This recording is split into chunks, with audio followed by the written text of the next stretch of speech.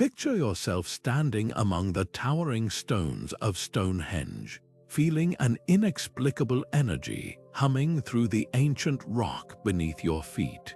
Now imagine traveling thousands of miles to the Great Pyramid of Giza, placing your hand on those massive limestone blocks and sensing that same mysterious resonance vibrating through your fingertips. What if these sensations aren't just coincidence? What if these sacred sites, separated by vast oceans and centuries, were actually connected by something far more profound than we ever imagined? Today, we're embarking on an extraordinary journey to explore one of history's most captivating mysteries, the unwritten blueprints that appear to link sacred sites across our planet. These invisible designs, etched into the very landscape of human civilization, suggest that ancient builders from different cultures and eras might have been working from a shared playbook lost to time. We're talking about precise astronomical alignments that track the movements of stars with breathtaking accuracy, geometric patterns that repeat in temples halfway around the world, and energy pathways that seem to connect these sacred spaces like a global nervous system. This isn't just about archaeology or ancient history, it's about uncovering a hidden layer of human consciousness, a spiritual interconnectedness that challenges our modern understanding of what our ancestors were capable of achieving. As we trace these invisible patterns from the standing stones of Europe to the pyramids of Mesoamerica, from the temples of Southeast Asia to the sacred mountains of South America, we'll discover how these unwritten blueprints reveal a profound truth about our shared human journey. So join me as we peel back the layers of time and explore the secrets that have been waiting centuries to be rediscovered. So what exactly are we talking about when we refer to these unwritten blueprints? Think about the last time you looked at a constellation in the night sky. The stars themselves are just points of light, but your mind connects them, revealing a shape, a story, a design that feels intentional. Unwritten blueprints are something like that, the invisible lines connecting the dots of our ancient world. They aren't physical parchments or stone tablets filled with instructions. Instead, they are a sophisticated set of principles, a hidden framework of mathematical precision, astronomical alignment, and sacred geometry that ancient builders integrated into their most revered structures. This was a knowledge system that operated outside the written word. In a time long before global communication, cultures across the world were incorporating the same complex ideas into their temples, pyramids, and stone circles. They were using a shared symbolic language built into the very dimensions of their constructions. Consider the Great Pyramid of Giza. Its base perimeter divided by its height gives you a number strikingly close to 2 times pi, a mathematical constant that wouldn't be formally defined for thousands of years. Or journey to the other side of the world, to the Mayan temple of Kukulkan at Chichen Itza. During the equinoxes, the interplay of sunlight and shadow creates the illusion of a serpent slithering down the staircase, a precise astronomical event encoded in stone. These aren't happy accidents, they are evidence of a deliberate plan. This knowledge was likely passed down through generations, not in books, but through oral traditions, initiation rites, and hands-on apprenticeships. Master builders held this information as sacred trust, teaching their apprentices how to measure the angles of the sun, how to calculate harmonic proportions, and how to sense the energy of the land. It was a holistic understanding that blended science, spirituality, and an intuitive connection to the natural world. The blueprint was in their minds, in their songs, and in their hands. These patterns form a kind of silent language, the recurring use of the golden ratio, a ratio of approximately 1.618, appears in the design of the Parthenon in Greece, in the layout of ancient Egyptian tombs, and in the spiral of a nautilus shell, a pattern so prevalent in nature that it seems these builders were tapping into the very fabric of the universe itself. They were constructing more than just buildings. They were creating resonant spaces designed to harmonize human consciousness with the cosmic order. By recognizing these patterns, we start to see a breathtaking tapestry of intentionality, a global project woven across continents and millennia, inviting us to decode its secrets.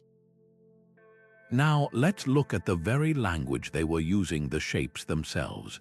The circle, for instance, is perhaps the most fundamental and universal sacred shape. It represents unity, wholeness, and the infinite cycle of life, death, and rebirth.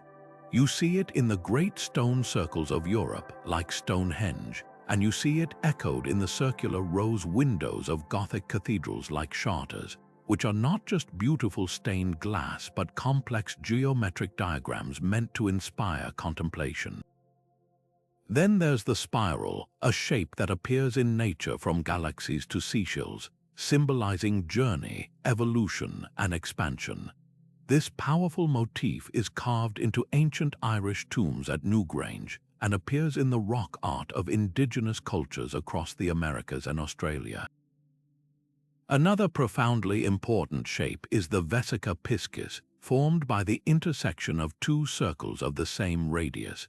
This almond-shaped form, often called the vessel of the fish, was considered a generative symbol, a geometry of creation. It's the starting point for constructing many other sacred forms and can be found in the architecture of Christian churches, framing the figure of Christ, and in the foundational layouts of many ancient temples. These weren't just decorative choices, they were deliberate incorporations of forms believed to vibrate with specific spiritual energy, acting as a bridge between the physical world and the divine realm. The application of this geometric language reaches its most stunning expression in the precise mathematical ratios embedded within these structures. The Great Pyramid of Giza is a textbook example of this. The ratio of its base perimeter to its original height is a direct expression of the mathematical constant pi, the ratio of a circle's circumference to its diameter. Even more astonishingly, the dimensions of the pyramid appear to scale down the northern hemisphere of the Earth itself, with its perimeter corresponding to the Earth's circumference at a scale of 1 to 43,200. This suggests the builders didn't just see their creation as a tomb, but as a model of the cosmos, a permanent monument encoding a sophisticated understanding of our planet. This practice of encoding cosmic information wasn't isolated to Egypt. Across Europe, medieval masons building the great Gothic cathedrals used the same principles. Chartres Cathedral in France is a masterpiece of sacred geometry. Its entire floor plan, the dimensions of its nave, and the placement of its pillars are all based on geometric ratios and alignments. The labyrinth set into its floor is a geometric puzzle for walking meditation. Furthermore, the cathedral's layout is said to encode astronomical data, with its windows and structures aligning with specific celestial events. This creates a space that is not just a building, but a functioning astronomical instrument and a three-dimensional representation of a universal, heavenly order. So what does this global consistency truly mean? When cultures separated by continents and millennia all choose to build their most sacred spaces using the same invisible rules of geometry and proportion, it points to something far deeper than independent invention.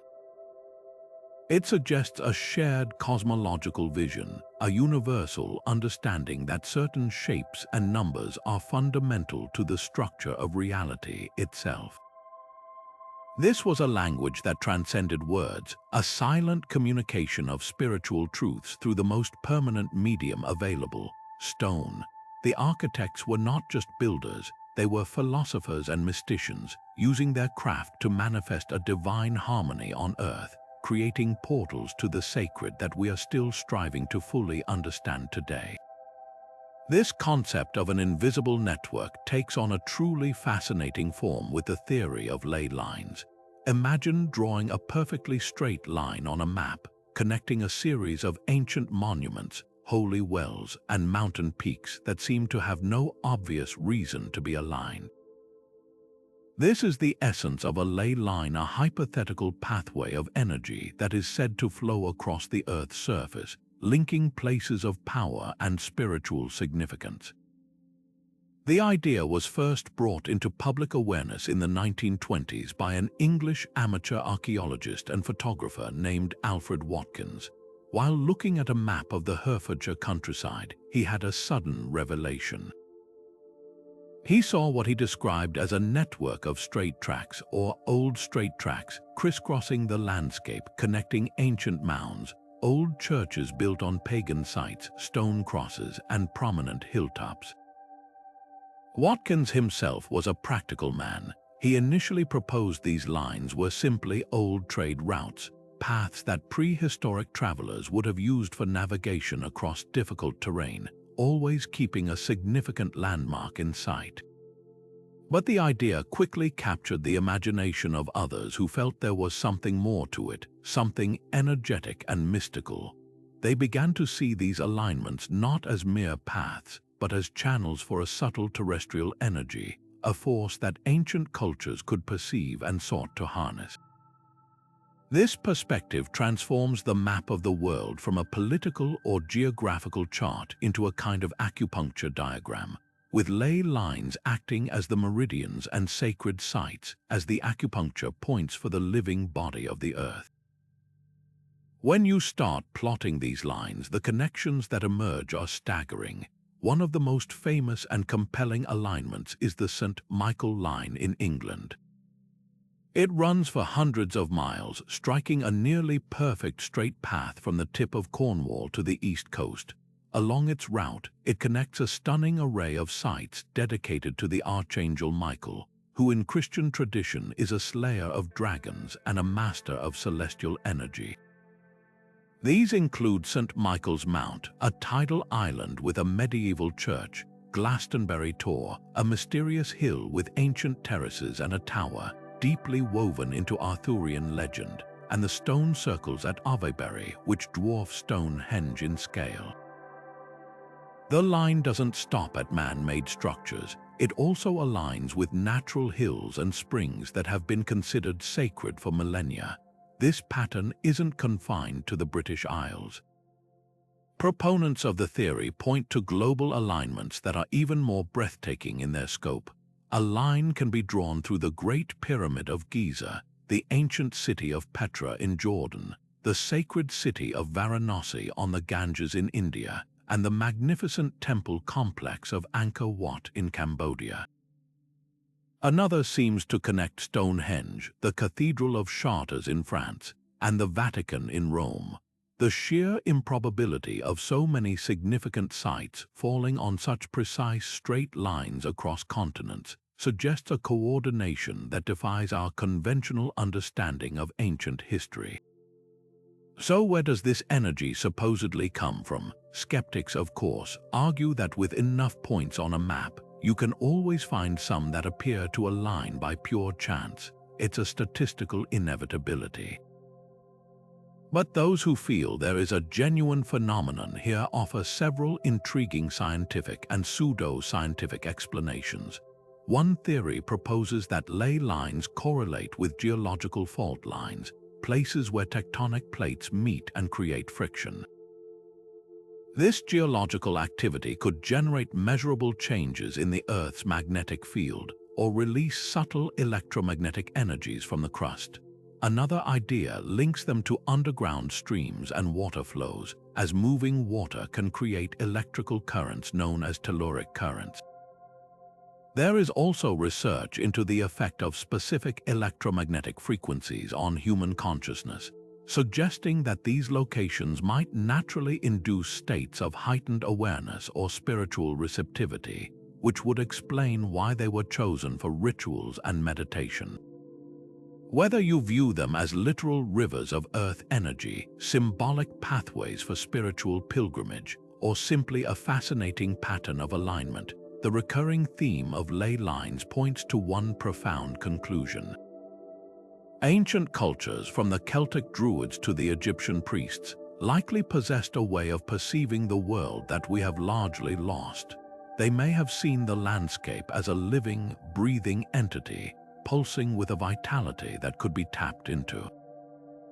By carefully placing their stones and raising their temples on these powerful intersections, they were not just building structures, they were plugging into the planet's own energy grid, creating a global network of sacred sites designed to amplify spiritual intention and maintain a balance between humanity and the living Earth.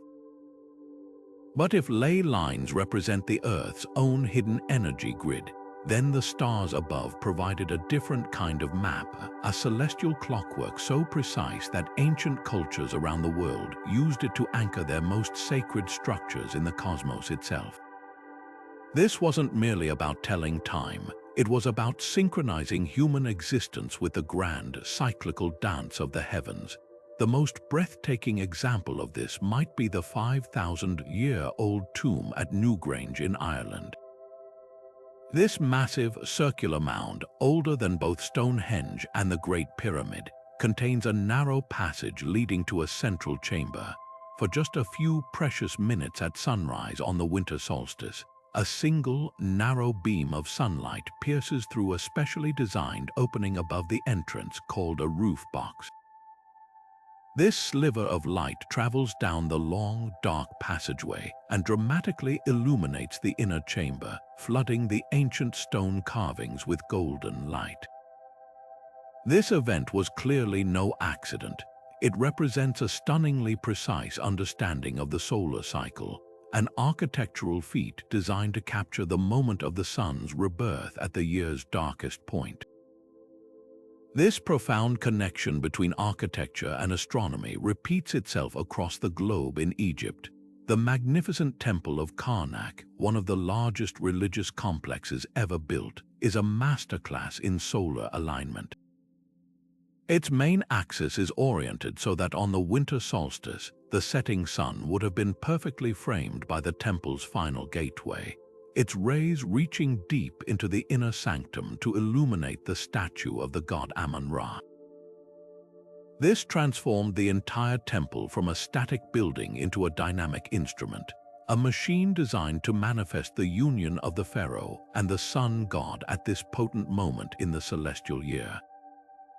Similarly, the Great Pyramid of Giza is aligned to the cardinal directions with an accuracy of within a fraction of a single degree, an engineering marvel that would have required meticulous stellar observations to achieve. This celestial choreography extends far beyond the sun. Half a world away, the Maya constructed their towering pyramids as precise astronomical observatories. The Pyramid of Kukulkan at Chichen Itza is famous for its equinox light and shadow serpent, but the entire city is a testament to their stellar knowledge. The Caracol structure, with its peculiar circular design and narrow slit windows, is thought to have been aligned with the extreme rising and setting positions of Venus, a planet of critical importance in Mayan cosmology. Their entire calendar system, arguably the most complex ever developed, was based on these precise observations of planetary cycles. In Southeast Asia, the vast temple complex of Angkor Wat in Cambodia is laid out as a terrestrial representation of the Hindu cosmos, with its central towers symbolizing the sacred mountain Meru, the axis of the world. Recent studies using modern technology have suggested that the entire layout of Angkor mirrors the pattern of the Draco constellation, further cementing its role as a mirror of the heavens on Earth. The sheer uniformity of this practice, from the sun-drenched deserts of Egypt to the humid jungles of Cambodia, points to something far deeper than a simple need for a calendar. While tracking the seasons for agriculture was undoubtedly practical, The immense effort invested in aligning multi-ton stones and sprawling temples with such precision speaks to a powerful spiritual impulse. These alignments were a form of communion. By building structures that physically captured the light of the solstice sun or framed a specific star, ancient priests and builders were creating a permanent link between the earthly and the divine realms. The ritual performed in a chamber suddenly flooded with solstice light wasn't just happening on Earth. It was happening with the cosmos, a moment where heaven and earth were in perfect, tangible alignment. This reveals a universal human yearning to not just observe the cosmos, but to actively participate in its rhythms, to touch the divine by literally bringing its light into the heart of their most sacred spaces. This brings us to one of the most captivating and fiercely debated questions at the heart of this entire mystery. How did these incredibly similar ideas appear in cultures separated by vast oceans and thousands of years? Did this knowledge travel across the globe, passed from one civilization to another, or did it spring up independently in the minds of brilliant thinkers who never met? This is the classic clash between cultural diffusion and independent discovery, and it forces us to reconsider everything we thought we knew about our ancient past. On one side of the debate, proponents of cultural diffusion paint a picture of a far more interconnected ancient world than our history books typically describe. They point to tantalizing clues that suggest transoceanic contact long before Columbus. Consider the colossal stone heads of the Olmec civilization in ancient Mexico. These striking sculptures, dating back over 3,000 years, depict faces with broad, flat noses and full lips, features that some researchers argue bear a strong resemblance to people of African descent. Could this be evidence of a voyage across the Atlantic in the deep past? Similarly, the sudden and sophisticated appearance of pyramid building in both Egypt and Mesoamerica is often cited. While the Egyptian pyramids are generally older and smoother-sided, and the Mesoamerican ones are younger and stepped, the core concept of constructing a massive, geometrically precise, spiritually significant mountain to reach toward the heavens is undeniably similar. Diffusionists ask, is it more likely that two cultures on opposite sides of the planet independently invented the idea of the pyramid, or that the concept was carried, perhaps by a lost seafaring culture, and then adapted to local beliefs and materials? The arguments don't stop there. The use of specific symbols like the spiral and the swastika, a symbol of well-being found in Hindu, Native American, Celtic, and Greco-Roman contexts, is often presented as potential evidence of a shared symbolic language that spread along ancient trade routes. The presence of similar mummification practices in ancient Egypt and among the Chinchorro culture in South America adds another layer to this argument.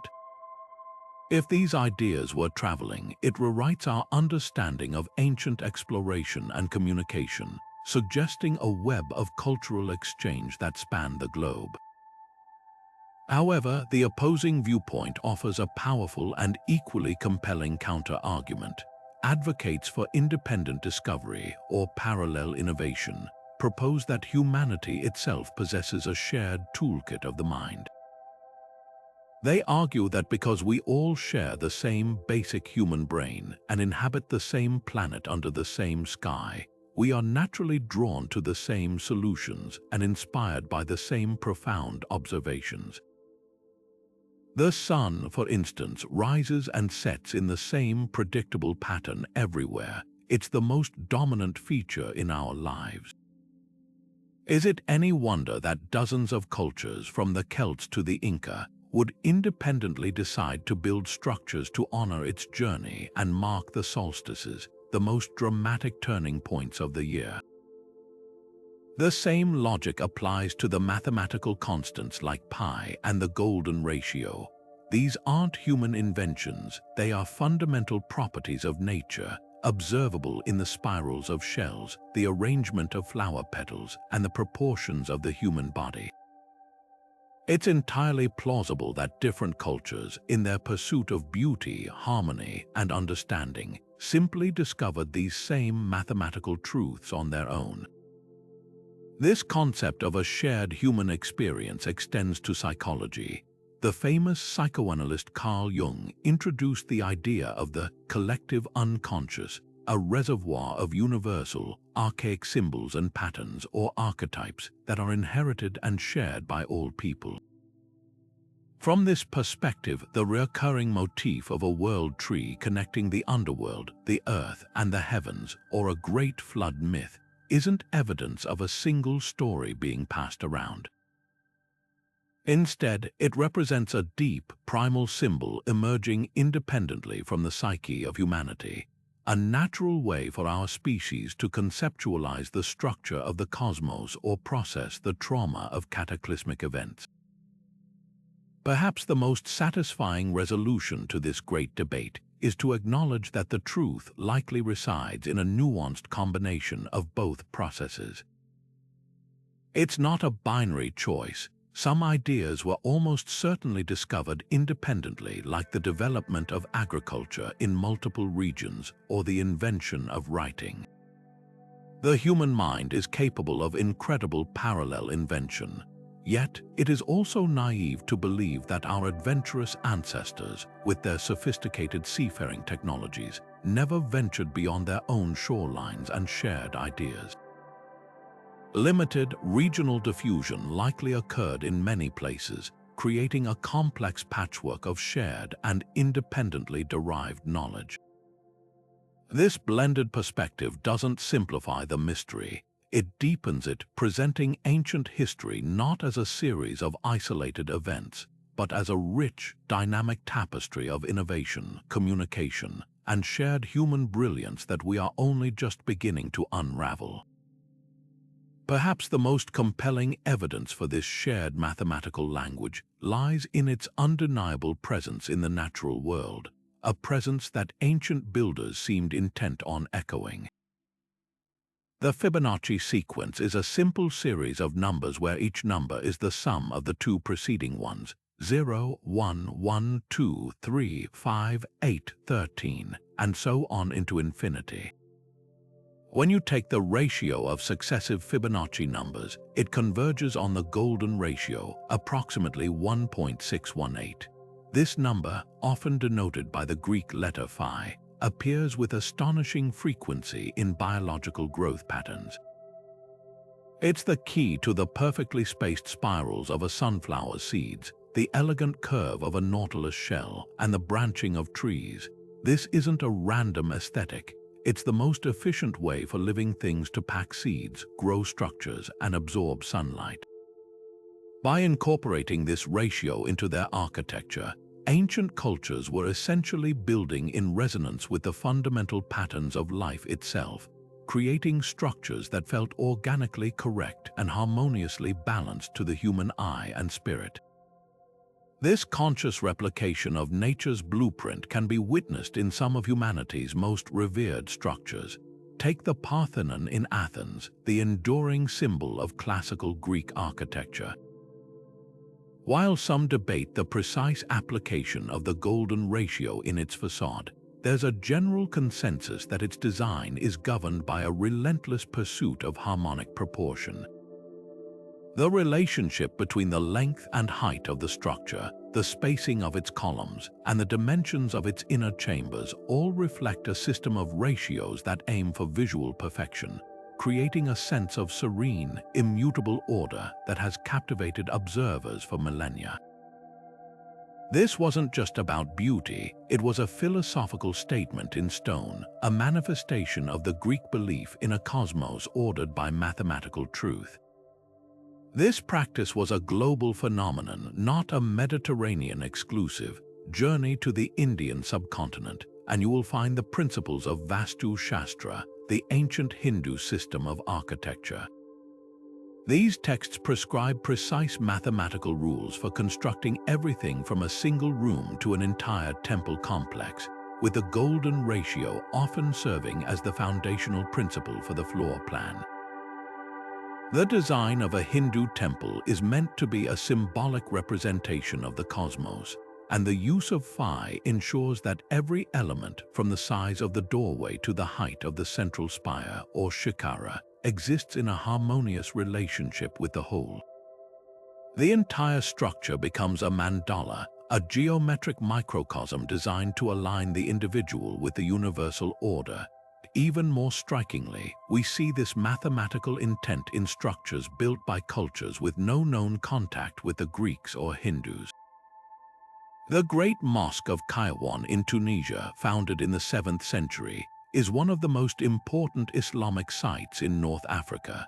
Scholars analyzing its design have found the golden ratio embedded throughout its prayer hall, governing the proportions of the central nave and the repeating patterns of its arches.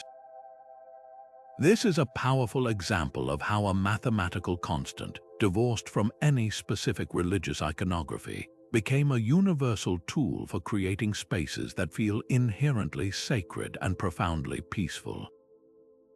The architects were drawing on a well of knowledge that seemed to transcend cultural boundaries, aiming for a perfection that is both geometric and spiritual.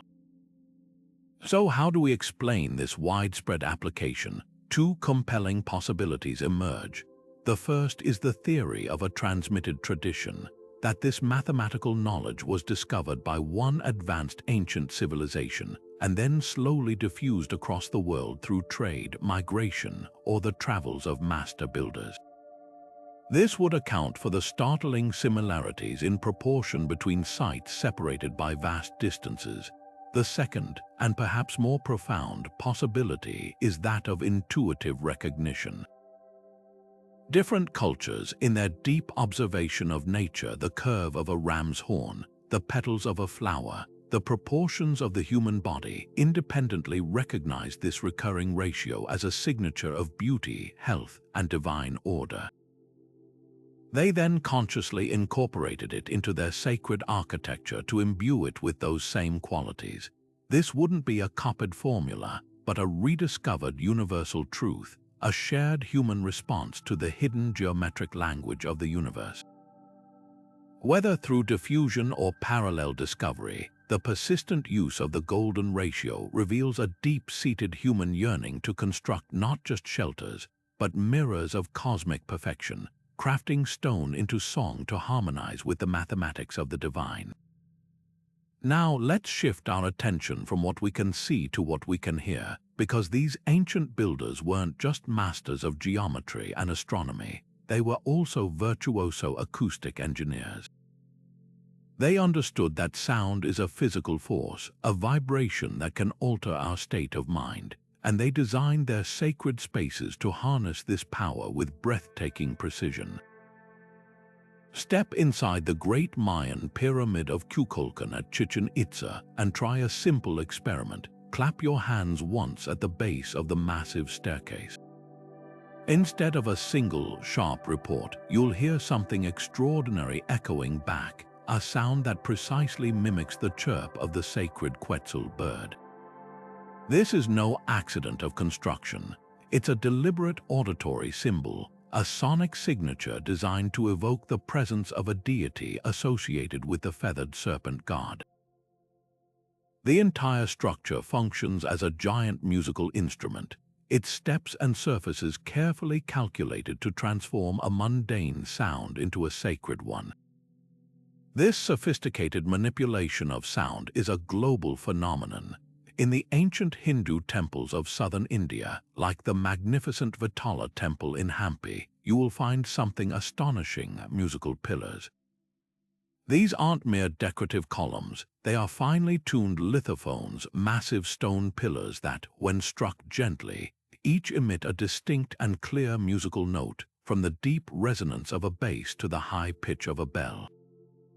The entire mandapa, or hall, was designed as a giant resonating chamber, allowing the chanting of mantras and the playing of instruments to be amplified and sustained, washing over worshippers in a powerful, immersive wave of sound intended to elevate consciousness and facilitate deep meditation.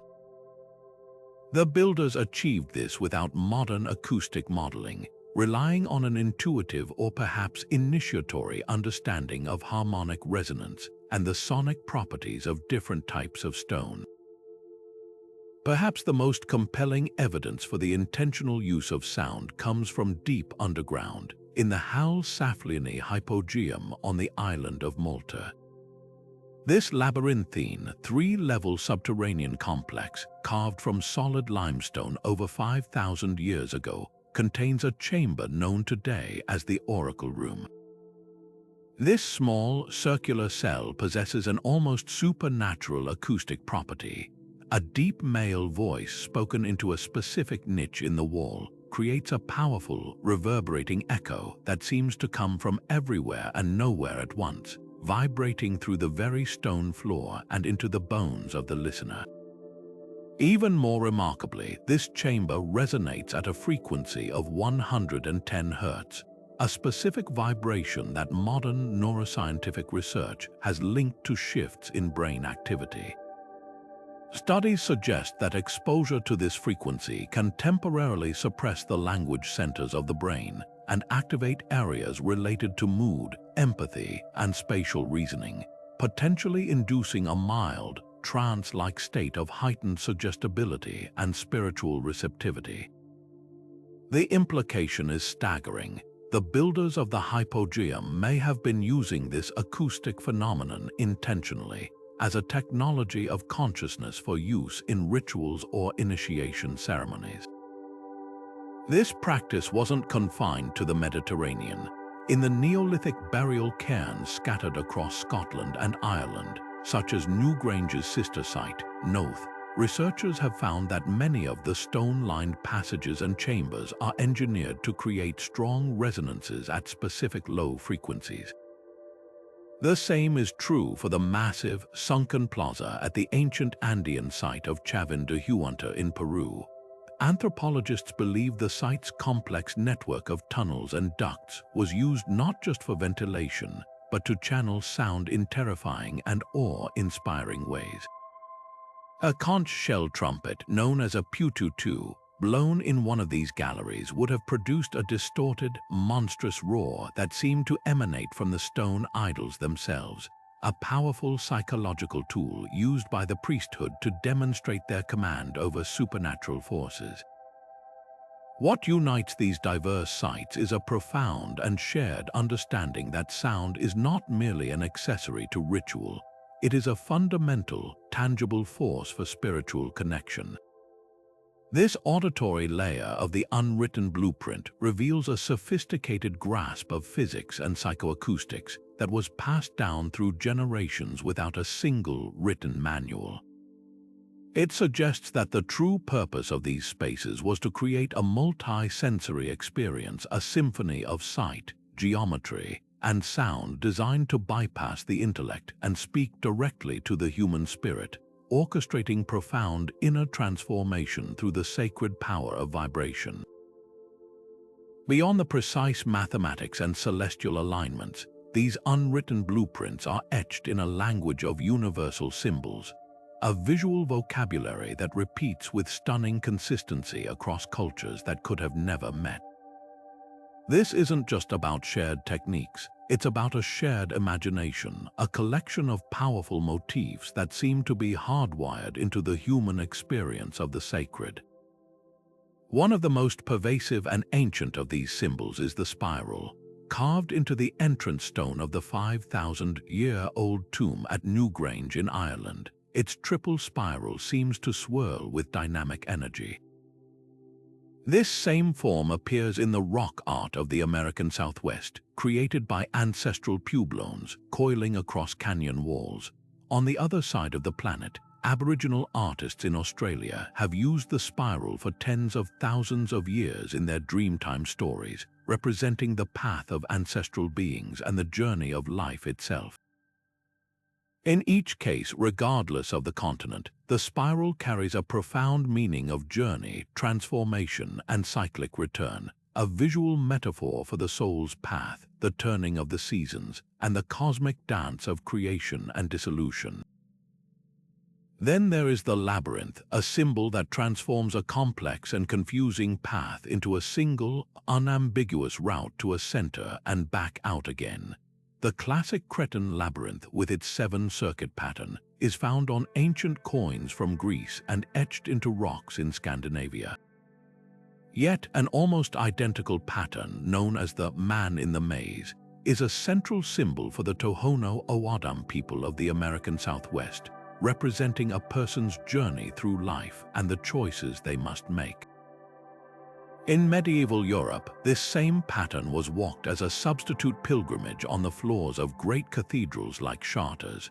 The labyrinth's power lies in its universal message.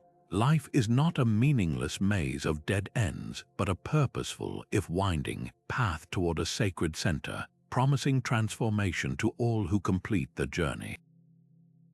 It is a symbol of guided quest, a promise that even the most convoluted path can lead to enlightenment. Perhaps no symbol is more universally evocative than the World Tree or Axis Mundi. This is the great tree that connects the underworld through its roots with the earthly realm through its trunk and the heavens through its branches. In Norse mythology, it is Yggdrasil, the immense ash tree that supports the 9 worlds. In ancient Mesopotamia, it was a sacred palm tree, often depicted being tended by kings and gods. For the Maya, it was the Huacachan, the great ceiba tree that grew at the center of the world, along which souls and deities could travel between realms. This symbol speaks to a fundamental human understanding of the cosmos as a layered reality, and our deep desire to find a central point of connection, a spiritual axis, that allows for communication and travel between these different levels of existence. The pyramid, the ziggurat, the step temple, and even the Christian cross are all architectural and symbolic echoes of this same world tree concept, an axis reaching from the mundane to the divine. The persistence of these symbols points to one of 2 profound possibilities. The first is the theory of a primordial symbolic language, a system of meaning that originated with a single, lost mother culture and was carried across the globe by its descendants, slowly adapting to local contexts but retaining its core meaning. The second, and perhaps more fascinating, explanation comes from the field of depth psychology. Carl Jung's concept of the collective unconscious suggests that humanity shares a psychic substratum, a deep layer of the mind that is inherited and not based on personal experience. From this wellspring emerge universal patterns and symbols which he called archetypes. The world tree, the labyrinth, the spiral, these would be archetypal images, innate and universal psychic structures that naturally bubble up into our art, our dreams, and our sacred architecture. They are not learned, they are remembered. They are the mind's native language for grappling with the biggest questions of existence, life, death, meaning, and our place in the cosmos. Whether these symbols spread across ancient trade routes or sprang independently from the deepest layers of the human psyche, their effect is the same. They form a shared spiritual vocabulary, a set of profound ideas that transcend language barriers and historical epochs. When a Norse shaman, a Mayan priest, and a Hindu mystic all point to a great tree at the center of all things, they are expressing a unifying vision of a connected universe. By decoding these symbols, we aren't just studying art history. We are learning to read the deepest hopes, fears, and intuitions of our ancestors, discovering that their map of the sacred looks remarkably similar to our own. But the placement of these sacred sites reveals an even deeper layer of intention, one that speaks to a staggering awareness of the Earth itself as a geometric form. We've seen how they aligned with the stars above and encoded mathematics in their stones, but what if they were also mapping the entire planet? This brings us to the concept of geodetic alignment, the precise positioning of monuments in relation to the Earth's own latitude, longitude, and perhaps even a hidden global grid. The most famous and compelling example is once again the Great Pyramid of Giza. Its location is not arbitrary in the slightest. The pyramid sits at the precise intersection of the longest land meridian and the longest land parallel on Earth. The north-south meridian that passes through the pyramid divides the planet's continents and oceans into two almost perfectly equal halves. Similarly, the east-west parallel that crosses this point does the same, meaning the Great Pyramid is located at the center of the Earth's landmass. The probability of this being a coincidence is astronomically low. It suggests the builders possessed a sophisticated understanding of global geography that, according to conventional history, should have been impossible for their time. This pattern of intentional placement extends far beyond Egypt. Consider the mysterious Moai statues of Easter Island, one of the most remote inhabited places on Earth. These colossal heads are not just scattered randomly. Many of their platforms, called ahu, are positioned with specific astronomical alignments, but their geographical location is itself a point of fascination. Easter Island forms one vertex of the so-called Polynesian Triangle, a vast region of the Pacific Ocean whose other points are Hawaii and New Zealand. Furthermore, if you draw a line from Easter Island, it connects directly with other major archaeological sites, including the ancient city of Machu Picchu in Peru. This has led some researchers to propose that these sites were deliberately placed on what they call ley lines of a planetary scale, a kind of energy grid covering the globe. The idea of a global grid system is one of the most fascinating and controversial aspects of this mystery. Theorists like Ivan T. Sanderson and later Bruce Cathy proposed that the Earth is crisscrossed by an invisible energy matrix based on geometric patterns, specifically the Platonic solids, the five perfectly symmetrical three-dimensional shapes. According to this hypothesis, ancient cultures could perceive these natural energy currents or vortex points and chose to build their most important structures right on top of them. These points where the lines of this grid intersect are said to be conduits of telluric or cosmic energy, making them ideal locations for spiritual work, healing, or communication. Proponents of this view point to the fact that many of the world's most sacred sites, from Stonehenge to the Great Pyramid to Angkor Wat, can be connected by great circles and appear to sit at key nodes within this proposed geometric framework. How could ancient cultures have possibly achieved such precision? We are faced with two equally mind-bending possibilities. The first is that they possessed advanced, and since lost, technological capabilities for surveying and navigation. This would imply a knowledge of spherical trigonometry and the ability to accurately determine longitude, a problem that wasn't reliably solved until the invention of accurate marine chronometers in the 18th century. Perhaps they used a combination of astronomical observation and an intuitive understanding of Earth's magnetic fields to chart these powerful locations. The second possibility is that this knowledge was not technological but intuitive or even gifted. Perhaps ancient seers, shamans, or geomancers could literally feel the energy of the land, sensing areas of heightened telluric activity or spiritual potency through dowsing, meditation, or visionary states. They might have followed these energy lines much like following a river to their most powerful confluence points. Regardless of the method, the implication of this geodetic awareness is profound. It forces us to completely reconsider the worldview of our ancestors. They did not see the Earth as a mere resource or a random collection of landmasses. They viewed it as a living, breathing entity, a conscious being often referred to as Gaia or Pachamama.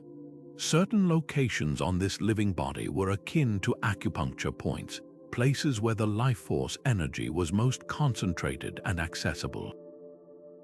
By building their temples, pyramids, and stone circles on these precise points, They were not just constructing buildings, they were performing a form of planetary acupuncture.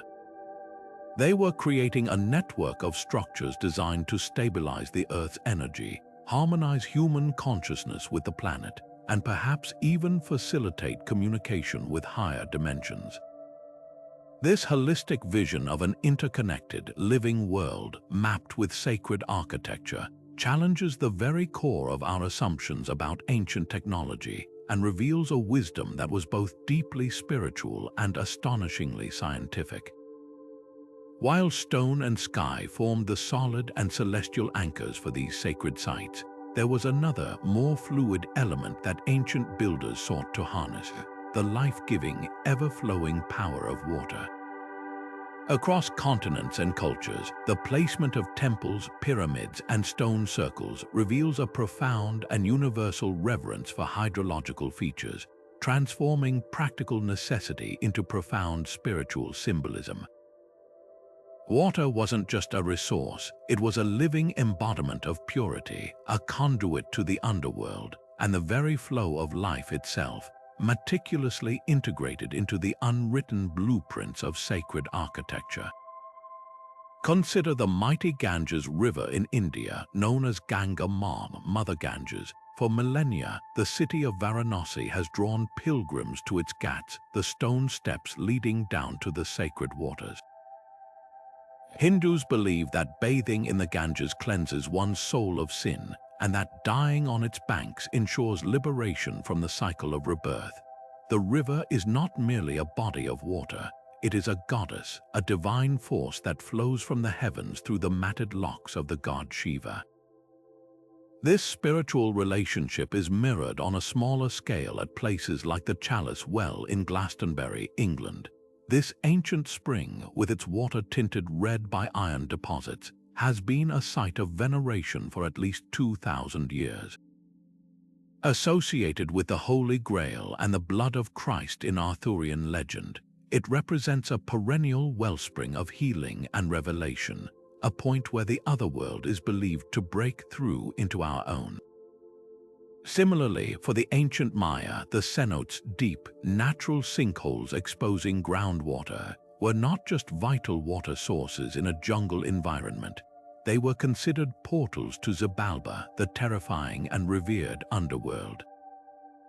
Offerings of jade, gold, and even human sacrifices were made to these watery gateways, appeasing the rain god Chok and maintaining the delicate balance between the world above and the world below.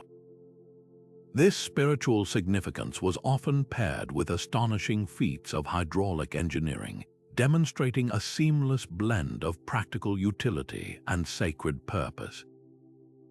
High in the Andes, the Inca citadel of Machu Picchu is a masterpiece of this fusion. The site features a complex series of 16 ceremonial fountains, known as the Stairway of Fountains, that channel water from a natural spring through meticulously carved stone channels. The water flows through each fountain in a carefully orchestrated sequence, with the first and most ornate fountain likely reserved for the Inca emperor or high priest. This was more than just a sophisticated irrigation or water delivery system. It was a liquid manifestation of the Incas' connection to the mountain spirits, or Apus. The constant, gentle sound of flowing water would have permeated the sacred space, a continuous reminder of the life force that sustained the empire and a symbol of the spiritual purification central to Inca ritual. Even older evidence of this sacred hydrology comes from the Indus Valley civilization, specifically the ancient city of Mohenjo-Daro in present-day Pakistan. This metropolis, flourishing over 4,000 years ago, boasted what may be history's first known elaborate public water system. The Great Bath of Mohenjo-Daro is a remarkable structure, a large, waterproofed pool lined with baked bricks and sealed with bitumen, surrounded by rooms and a sophisticated network of drains. While its exact purpose remains debated, most archaeologists agree it was used for ritual purification ceremonies. This suggests a culture that placed immense spiritual importance on cleanliness and the symbolic power of immersion, viewing water as the essential medium for transitioning from a state of spiritual impurity to one of holiness and readiness for worship. The global consistency of this practice points to a universal human recognition of water's dual nature. On a tangible level, it is the absolute requirement for survival, dictating the location of settlements and the success of agriculture. On a symbolic level, its properties are powerfully archetypal. It reflects, it cleanses, it flows from hidden, mysterious sources, and it can give life or take it away. This deep understanding likely guided site selection through practices like dowsing, or water witching, the use of a forked rod or pendulum to locate underground water sources. While often dismissed today as pseudoscience, dowsing represents an ancient form of intuitive geomancy, a way of listening to the subtle energies of the earth to find the most potent and spiritually aligned locations for building. Whether through dowsing, visionary guidance, or simple observation of nature, our ancestors understood that to build a true gateway to the divine, you needed to tap into the planet's most essential and sacred element. This hydrological layer of the unwritten blueprint reveals a worldview where the spiritual and the practical were never separated, where every stream, spring, and fountain was a thread in the vibrant, flowing tapestry of the sacred. But who were the master architects behind this global symphony of stone and spirit? How was such sophisticated knowledge, spanning astronomy, geometry, and acoustics, preserved and protected across centuries without a single page of written instruction? The answer may lie not in public libraries but in secret chambers, not in open universities but in guarded initiation rites. We are entering the realm of secret societies and esoteric traditions, the human vessels chosen to carry this precious cargo of understanding through the turbulent rivers of time. Imagine a world where the deepest truths about the universe were considered too powerful, too sacred to be written down. In such a world, knowledge becomes a living thing, passed like a sacred flame from master to apprentice through years of rigorous training, symbolic rituals, and direct experience. This was the domain of the ancient Egyptian priesthood, who spent decades memorizing the precise astronomical alignments and harmonic proportions needed to build a temple that could literally resonate with the cosmos. They weren't just religious officials, they were scientist priests, the guardians of a holistic wisdom that saw no separation between the spiritual and the physical laws of the universe. Their teachings were encoded not in scrolls, but in the very dimensions of the pyramids and the allegorical stories of their gods, ensuring that only those properly prepared and initiated could ever hope to understand their full meaning. This tradition of custodianship was a global phenomenon. In the misty highlands of ancient Europe, the Celtic Druids served a similar role. These were not the cartoonish sorcerers of modern fantasy, but a highly educated intellectual class. They were the judges, the historians, the astronomers, and the philosophers of their culture. Their knowledge of the natural world was profound. They understood the intricate cycles of the moon and stars, the medicinal properties of plants, and the subtle energies of the landscape. And they committed all of it to memory through a rigorous oral tradition that could take 20 years of study to master. A druid could recite thousands of verses of law, history, and poetry, preserving the collective wisdom of their people without ever writing a single word. When it came to placing a stone circle or a burial mound, this knowledge wasn't abstract. It was applied with precision, aligning these structures with solstice sunrises or significant lunar standstills, turning the entire landscape into a sacred, functioning calendar. The mechanism for this preservation was initiation. This wasn't merely a ceremony, it was a transformative process designed to forge a new kind of human being, one capable of wielding profound knowledge with wisdom and responsibility.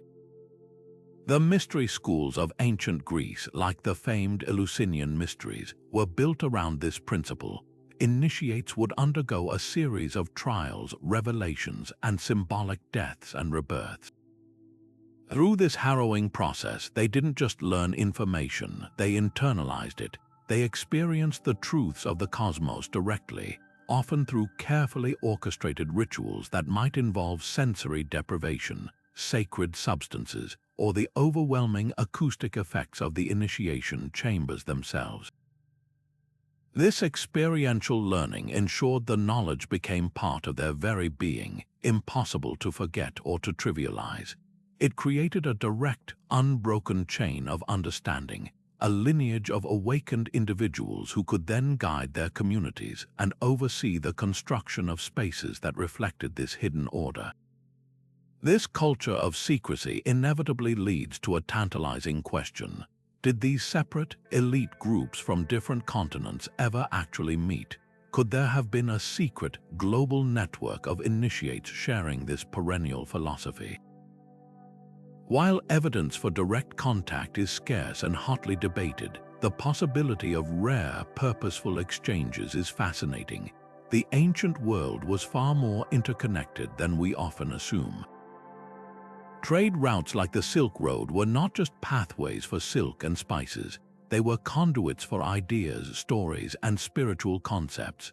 Perhaps a master builder from a Phoenician guild, famed for their maritime travels, shared a key geometric principle with an Egyptian priest in a port city.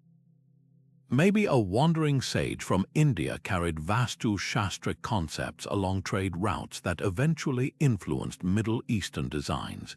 These elite individuals, recognizing a kindred spirit and a shared understanding in another tradition, might have engaged in a discrete exchange of core ideas, which were then absorbed and adapted into their own local practices.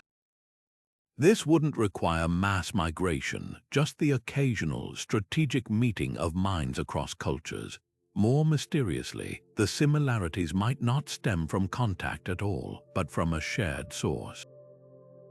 This is the idea of the perennial philosophy, the concept that there is one single, universal truth at the heart of all genuine spiritual and mystical traditions.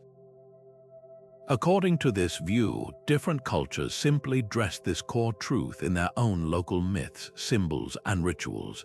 The Egyptian priests, the Celtic druids, the Vedic rishis of India, and the shamanic traditions of the Americas were all, independently, tapping into the same fundamental wellspring of cosmic law. Their knowledge of sacred geometry, for instance, didn't need to be spread because it is literally written into the fabric of reality. Any culture that looks deeply enough into nature or into their own consciousness can rediscover the golden ratio or the patterns of the Platonic solids. The initiatory process, then, was not about learning a secret invented by humans, but about preparing the mind to perceive and comprehend these eternal, objective truths that are always present, waiting to be seen by those with eyes to see. This hidden river of esoteric knowledge, flowing through secret societies and initiation rites, is the missing link that explains how the unwritten blueprint could remain so consistent across time and space. It was protected not in books that could burn, but in the hearts and minds of the awakened. This shared language of myth extends far beyond flood stories, weaving a tapestry of common themes that span the entire globe. Consider the powerful and pervasive motif of the sky god, a supreme deity associated with the heavens, storms, and creation. In ancient Greece, this was Zeus, the father of the gods, who wielded the lightning bolt as his weapon. In West Africa, the Yoruba people revered Shango, a king and Orisha who also commanded lightning and thunder. On the other side of the world, the Aztecs worshipped Tlaloc, a goggle-eyed god of rain, lightning, and life-giving water, whose temper could bring both nourishing showers and destructive floods. The uncanny similarity of these sky gods, often depicted as wrathful yet vital bringers of both order and chaos, suggests a universal human attempt to explain and personify the most powerful and unpredictable forces of nature. These weren't just random characters in a story, they were cosmological explanations, and their prevalence points to a shared human experience of looking up at the stormy sky and sensing a powerful, conscious presence. Perhaps the most intimate and enduring mythological pattern is the hero's journey. From the Epic of Gilgamesh in ancient Mesopotamia to the stories of King Arthur in medieval Europe and the tales of the Buddha in India, the narrative arc is strikingly consistent. A hero, often of mysterious birth, receives a call to adventure, ventures into an unknown or supernatural realm, faces a series of trials and temptations, undergoes a profound transformation, and returns home with a boon or elixir to share with their community. This story is so universal that it feels ingrained in our very psyche. It's a map for personal growth and spiritual initiation, a symbolic blueprint for overcoming inner darkness and returning with wisdom. The fact that cultures with no conceivable contact all told a version of this same story implies that it represents a fundamental archetype of the human experience, a deep-seated understanding that true wisdom and power are not given, but earned through a perilous journey of self-discovery. But what if these stories were more than just psychological archetypes or explanations for natural phenomena? What if, embedded within the fantastical tales of gods and heroes, were precise instructions for building sacred spaces? This is where mythology transforms from simple folklore into a potential vehicle for transmitting the unwritten blueprint. In the biblical book of Genesis, God gives Noah incredibly specific, technical directions for building the ark. The instructions include the exact type of wood to use, the need to coat it inside and out with pitch for waterproofing, and its precise dimensions, 300 cubits long, 50 cubits wide, and 30 cubits high. This is not a vague suggestion. It is a detailed architectural plan delivered through divine revelation, a story designed to preserve crucial survival knowledge within a memorable narrative framework. This concept of divinely delivered architectural plans appears in even more elaborate form within the vast tradition of Hindu mythology. The god Vishnu, in his various avatars, is often associated with the science of sacred construction. In one tradition, he is depicted as the divine architect Vishvakarma, who is said to have provided the precise measurements and geometric principles for building temples. These principles are encoded in a body of knowledge called Vastu Shastra, which is itself considered to be of divine origin.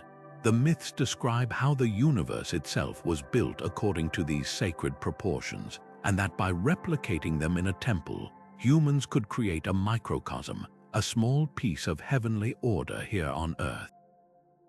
The myth doesn't just tell a story. It preserves a complex system of mathematical and astronomical knowledge, ensuring that every generation of builders understood the cosmic significance of their work.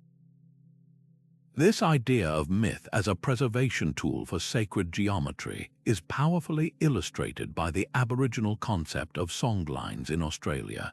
For the indigenous peoples of Australia, the entire landscape is crisscrossed with invisible pathways known as songlines or dreaming tracks.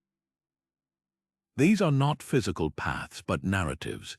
Each songline is a long, epic song that describes the journey of an ancestral spirit being during the dream time, the period of creation. The crucial detail is that the lyrics of the song also describe the exact geographical features encountered along the way, every rock, waterhole, mountain, and tree. By singing the song, an initiated person could navigate across hundreds of miles of featureless desert with pinpoint accuracy. The song was both a map and a creation myth, inextricably linking navigation, geography, and spiritual belief into a single, unforgettable oral tradition. It is a living, breathing example of how a story can function as a precise blueprint for understanding and interacting with the world. When we step back and view these mythological echoes collectively, a compelling picture emerges. The recurring themes of floods, sky gods, and hero journeys suggest a shared human consciousness responding to universal experiences and deep psychological patterns. But the inclusion of specific architectural and geographical instructions within these myths points to something more deliberate. It suggests that ancient cultures used the powerful, memorable, and resilient medium of storytelling to do more than just explain the world. They used it to preserve and transmit the most important technical and spiritual knowledge of their civilization. These stories were the hard drives of the ancient world, the repositories of humanity's unwritten blueprints. A priest or a bard reciting the Epic of Gilgamesh or singing an Aboriginal songline wasn't merely entertaining an audience. They were performing a vital act of cultural preservation, keeping alive the precise measurements, the celestial alignments, and the sacred ratios that would allow future generations to continue building gateways to the divine, ensuring that the connection between heaven and earth was never broken. While the grand cosmic principles of astronomy and sacred geometry provided a universal framework, the actual manifestation of these unwritten blueprints was deeply and brilliantly shaped by the immediate earthly environment. The ancient master builders were not working in a vacuum. They were in a constant, intimate dialogue with their local climate, geography, and available resources. This reveals a crucial facet of their genius. The unwritten blueprint was not a one-size-fits-all set of rigid instructions, but a profoundly adaptable set of principles, a flexible language that could be spoken in the dialect of the desert, the jungle, or the mountain. Their sacred architecture became a perfect marriage of cosmic order and earthly necessity, demonstrating an ecological wisdom that we are only now beginning to fully appreciate. Consider the stark, sun-baked landscape of ancient Egypt. In a world defined by the relentless sun and a vast, flat horizon, the environment itself dictated the primary spiritual focus, solar worship. The architecture became a grand instrument for interacting with this powerful celestial body. The smooth, angled sides of the pyramids were designed not just for stability, but as colossal reflectors to capture the sun's journey across the sky. The interiors of temples like Abu Simbel were engineered with breathtaking precision so that on specific days, like the pharaoh's birthday, the rays of the rising sun would penetrate deep into the mountain, illuminating the statues of the gods seated in the inner sanctum. This wasn't merely a symbolic gesture, it was a physical manifestation of the sun god's power and favor, a dramatic light show orchestrated by stone. The builders used the intense, clear desert light as a primary building material, crafting spaces where the interplay of light and shadow was itself a form of sacred text, telling a story of celestial cycles and divine kingship. Now travel across the world to the humid, dense jungles of Cambodia, home to the magnificent temple complex of Angkor Wat. Here, the environmental challenge was completely different. Instead of a glaring sun and scarce water, the builders faced torrential monsoon rains, thick vegetation, and the need to manage massive amounts of water. Their unwritten blueprint adapted masterfully. The entire city of Angkor is a hydraulic engineering marvel on an almost unimaginable scale. Vast reservoirs called barrays, larger than most modern lakes, were constructed to store water for the dry season. A complex network of canals, moats, and channels acted as the city's circulatory system, controlling flooding, providing irrigation for rice paddies that fed a massive population, and symbolically representing the Hindu cosmic ocean. The temples themselves, like Ta Prohm, were designed to integrate with the jungle rather than conquer it.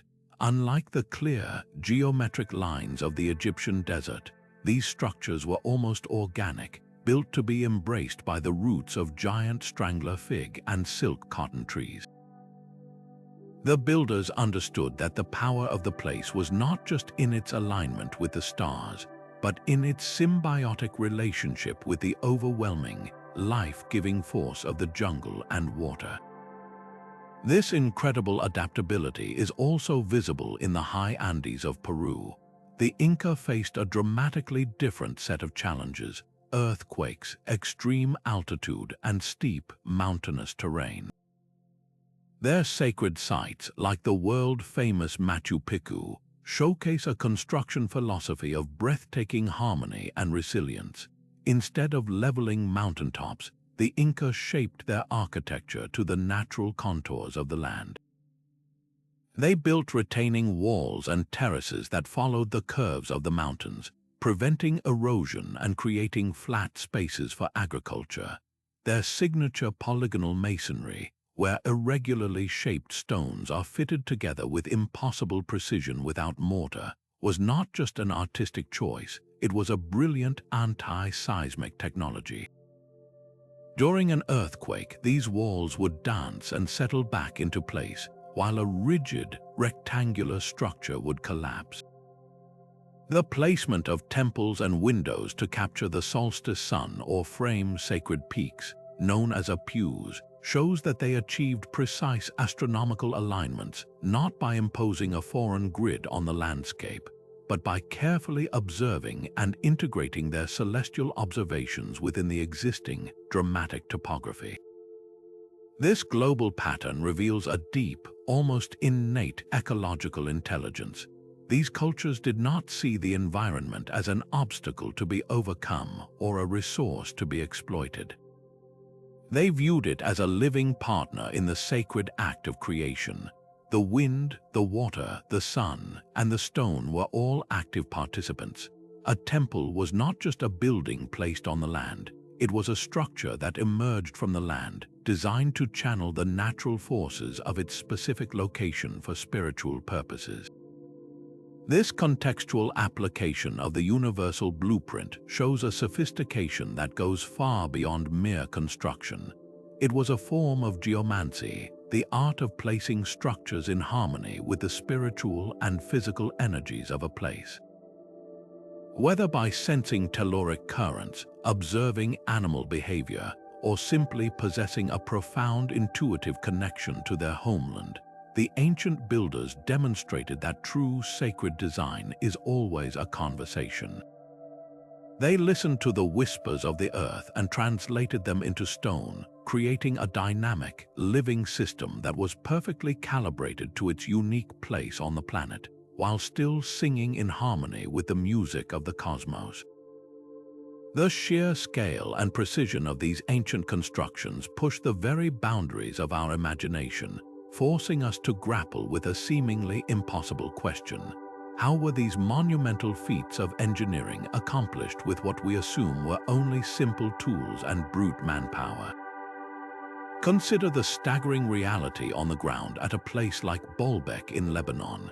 Here, in the foundation of the Roman Temple of Jupiter, lies the trilithon, three monstrous limestone blocks, each estimated to weigh over 800 tons. That is heavier than a fully loaded jumbo jet. Just a short distance away lies an even more colossal stone, dubbed the Stone of the Pregnant Woman, weighing an almost incomprehensible 1,000 tons. Quarrying these behemoths is one thing, but moving them from the quarry, situating them with perfect alignment, and lifting them into place dozens of feet in the air is a logistical nightmare that would challenge our best modern cranes and hydraulic systems. The conventional explanation of ropes, ramps, and rollers begins to feel woefully inadequate when confronted with such mind-boggling tonnage. The precision only deepens the mystery. At Pumapunku in Bolivia, we are not dealing with massive weight so much as mind-bending accuracy. The andesite and red sandstone blocks found scattered across the site are not rough-hewn. They are cut with a laser-like precision that seems to defy the supposed capabilities of a society using only stone hammers and copper chisels.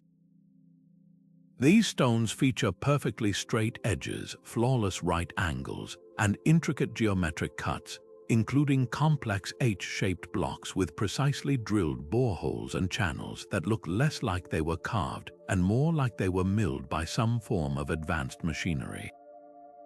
The surfaces are so smooth, the corners so sharp, that they appear to be the work of industrial age technology, not ancient hand tools. This level of exactitude suggests a knowledge of geometry and engineering drafting that is simply not reflected in the other, more crudely made artifacts typically associated with these cultures. So how do we reconcile this? The theories proposed are as fascinating as they are varied, spanning the spectrum from the pragmatic to the seemingly fantastical. On one end, there is the orthodox archaeological view that emphasizes immense, coordinated human labor. This theory envisions thousands of workers towing these colossal stones on sledges greased with water or some other lubricant, moving them inch by agonizing inch along carefully prepared causeways. For lifting, the primary candidate is the massive earthen ramp, a temporary mountain of dirt and rubble built up alongside a structure, allowing teams to drag stones progressively higher. It is a theory grounded in known human capabilities, but it raises its own enormous questions. The resources and organization needed to feed, house, and direct an army of laborers for projects of this scale are themselves a monumental achievement of social engineering. Furthermore, the ramp theory struggles to explain the placement of the final, capstone blocks at the very apex of a pyramid, where the ramp would have to be impossibly steep and wide at its base. This has led other researchers to propose more sophisticated, yet still plausible, ancient technologies that have simply been lost to time. Perhaps they had discovered advanced principles of leverage and counterweight that we haven't rediscovered. Maybe they used water channels to float the stones into position or employed some form of ancient concrete that allowed them to cast blocks in place, though this doesn't account for the hard, quarried stone at places like Puma Punku. Then there are the more esoteric theories that venture into the realm of what some might call lost high technology. These ideas suggest that ancient cultures may have possessed knowledge that we would consider advanced even today. The most famous of these is the idea of acoustic levitation, using specific sound frequencies to somehow negate or drastically reduce the effects of gravity, making multi-ton blocks virtually weightless and easy to maneuver. While this sounds like pure science fiction, it finds a curious echo in the traditions of numerous cultures. Tibetan monks, for instance, speak of legends where large stones were moved to mountaintops using the coordinated sound of trumpets and drums. Similarly, some indigenous South American stories allude to the ability to make stones soft through the use of chants or plant extracts, allowing them to be shaped more easily before hardening again. Whether these stories are literal truth or powerful metaphors for a forgotten technique, they point to a universal human fascination with the idea that sound and vibration could be harnessed as a tangible force.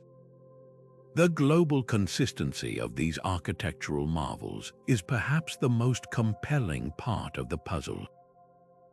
From the polygonal walls of Sacsayhuaman in Peru, where stones are fitted together with such precision that a razor blade cannot be inserted between them, to the granite boxes in the Serapeum of Saqqara, Egypt, with their mirror-smooth surfaces and perfect internal 90-degree angles, we see the same fingerprints of an inexplicable precision. This pattern suggests one of two profound possibilities. Either there was a widespread technical tradition, a shared body of advanced knowledge that was passed between these seemingly isolated cultures through some unknown channel of contact, or we are witnessing the power of independent innovation driven by an almost unimaginable force of will, spiritual devotion, and a profound, intimate understanding of materials and physics that we have since forgotten. This technological mystery does more than just puzzle engineers. It forces a fundamental reconsideration of the capabilities of our ancestors. It suggests that their intelligence was not inferior to our own, merely different in its application. They may have possessed a holistic form of knowledge where science, spirituality, and a deep connection to the natural world were seamlessly intertwined, allowing them to achieve results that our own compartmentalized, technology-dependent society struggles to replicate even today. The stones of Baalbek and Puma Punku stand as a silent, enduring challenge, whispering that there are chapters in the story of human ingenuity that we have yet to read, and that our ancient forebears may have held insights into the very nature of matter and energy that we are only now beginning to dream of. But beyond the how and the what of these constructions lies the most profound question of all: why? Why would cultures separated by vast distances and centuries invest such immense effort to create this global network of sacred sites? The answer is not found in a single purpose, but in a tapestry of interconnected spiritual intentions that reveal a radically different way of seeing humanity's place in the cosmos. At its heart, this worldwide project was likely driven by a fundamental desire to heal, to create a planetary system of energy channels designed for spiritual and physical well-being. Imagine the Earth itself as a living body pulsing with vital energy. From this perspective, sacred sites were not random constructions. They were placed at specific acupuncture points on the planet's surface, at powerful confluences of telluric energy, magnetic fields, and underground water flows. By building a temple or raising a stone circle on these potent locations, ancient peoples were essentially plugging into the planet's own energetic grid. These structures may have acted as amplifiers or stabilizers, designed to harness this terrestrial power for healing rituals, deep meditation, and spiritual transformation. A pilgrim visiting one of these sites wouldn't just be seeing an ancient monument. They would be stepping into a consciously engineered field of energy, a place where the veil between worlds was thin and where personal healing was intrinsically linked to the balance of the Earth itself. This concept of a living, conscious planet leads directly to another core purpose: the maintenance of cosmic harmony. In countless ancient worldviews, the universe was a delicate equilibrium between opposing forces: order and chaos, light and dark, earth and sky. Human actions were not separate from this balance. They were an integral part of it. Rituals performed at these sacred nodes were seen as essential acts of maintenance, a spiritual technology to ensure the continued turning of the seasons, the rising of the sun, and the fertility of the land. The precise alignment of these sites with solstices, equinoxes, and specific stars was not just astronomical observation, it was a form of participation. By synchronizing their rituals with these cosmic events, priests and pilgrims were actively helping to hold up the sky, reinforcing the connection between the earthly and divine realms to prevent a descent into chaos. This transforms the global network from a collection of buildings into a kind of spiritual power grid, a planetary infrastructure dedicated to sustaining the very order of creation. The failure to maintain these sites and perform the necessary ceremonies was believed to bring drought, famine, and social collapse, making their upkeep a matter of survival, not just faith. On a more human scale, this network provided the physical and metaphorical pathways for pilgrimage, one of the most universal of all spiritual practices. These journeys were far more than simple travel. They were moving meditations, rites of passage that wove individuals into the larger cultural and spiritual fabric of their society. A pilgrim walking from site to site along a ley line or a traditional song line was literally walking a path of enlightenment, tracing the sacred connections of the land with their own feet. This process reinforced cultural unity, creating shared stories and common experiences that bound diverse communities together. The arduous journey itself, the physical challenge, the separation from ordinary life, was designed to break down the ego and prepare the individual for a profound spiritual experience upon arrival at the destination. The sacred site was the culmination of this transformative process, a place where the seeker, now properly prepared, could directly experience the divine. In this way, the global network served as a literal and metaphorical map for human evolution, guiding the soul through stages of awakening and connecting the individual's journey to the rhythm of the earth and the cosmos. Ultimately, these varied purposes converge on a single, breathtaking aspiration, the guiding of consciousness. The entire spiritual infrastructure, from the precise geometry that resonates with our brainwaves to the acoustic properties that alter our perception, from the energy lines that cross the globe to the celestial alignments that connect us to the heavens, appears designed to facilitate a shift from ordinary awareness to higher states of being. These sites were sophisticated machines for enlightenment, engineered environments that used every tool available to their builders: stone, sound, light, and landscape, to coax the human mind into a direct experience of the sacred. They were classrooms without walls, universities of the soul where the curriculum was written in sunlight and shadow, and the exam was a transformative encounter with the infinite. This reveals the deepest layer of the unwritten blueprint. It was not merely a plan for building structures, it was a map for building better humans.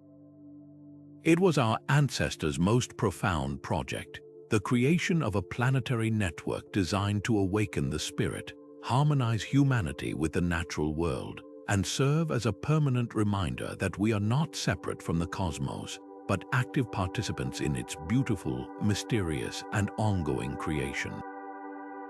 For centuries, the theories connecting sacred sites were largely based on observation, intuition, and the painstaking work of surveyors on the ground.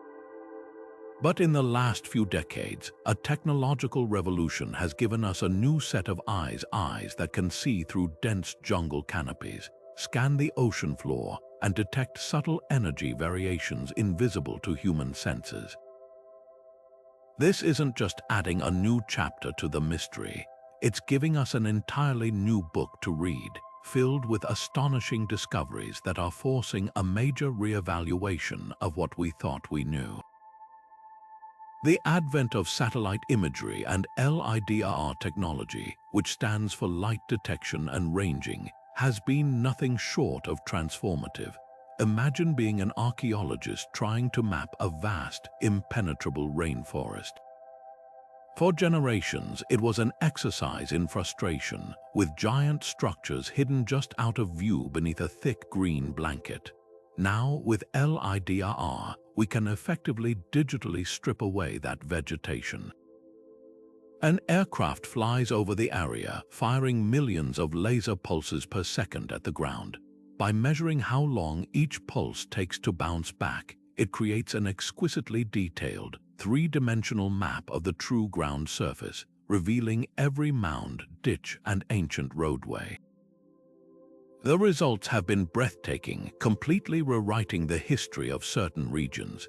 In Cambodia, LIDAR scans of the area around Angkor Wat revealed a sprawling, low-density metropolis that was once the largest pre-industrial city in the world, with sophisticated water management systems and roads that extended for dozens of miles. But the real shock came in Mesoamerica.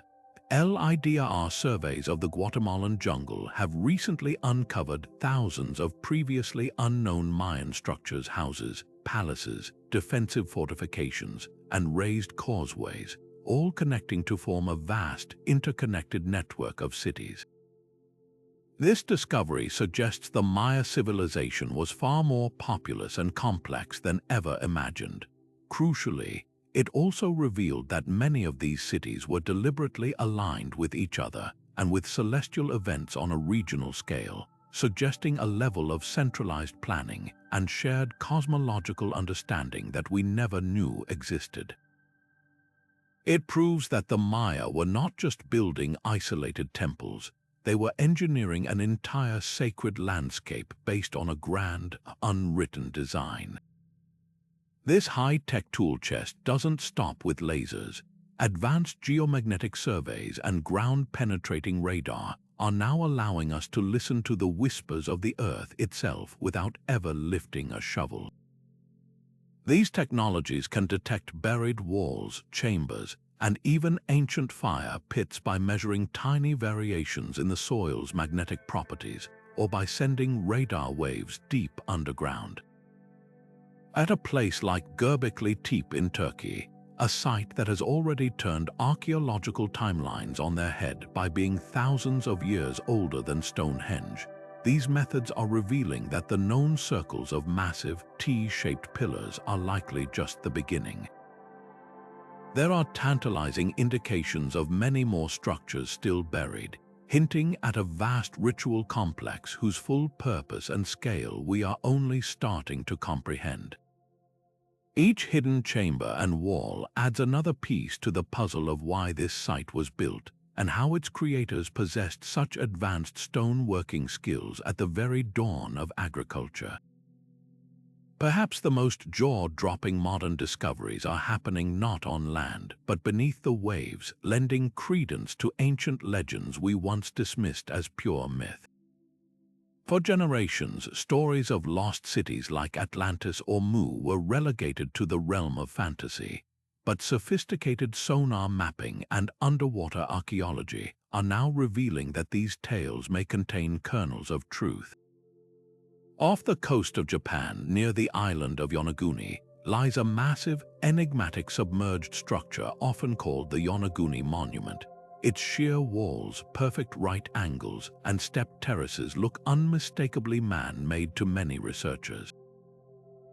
While some geologists argue it could be a natural formation, the precise geometry and its alignment with other known sacred sites in the region make a compelling case for human intervention, suggesting it could be part of a sunken ritual complex from a forgotten epoch when sea levels were much lower.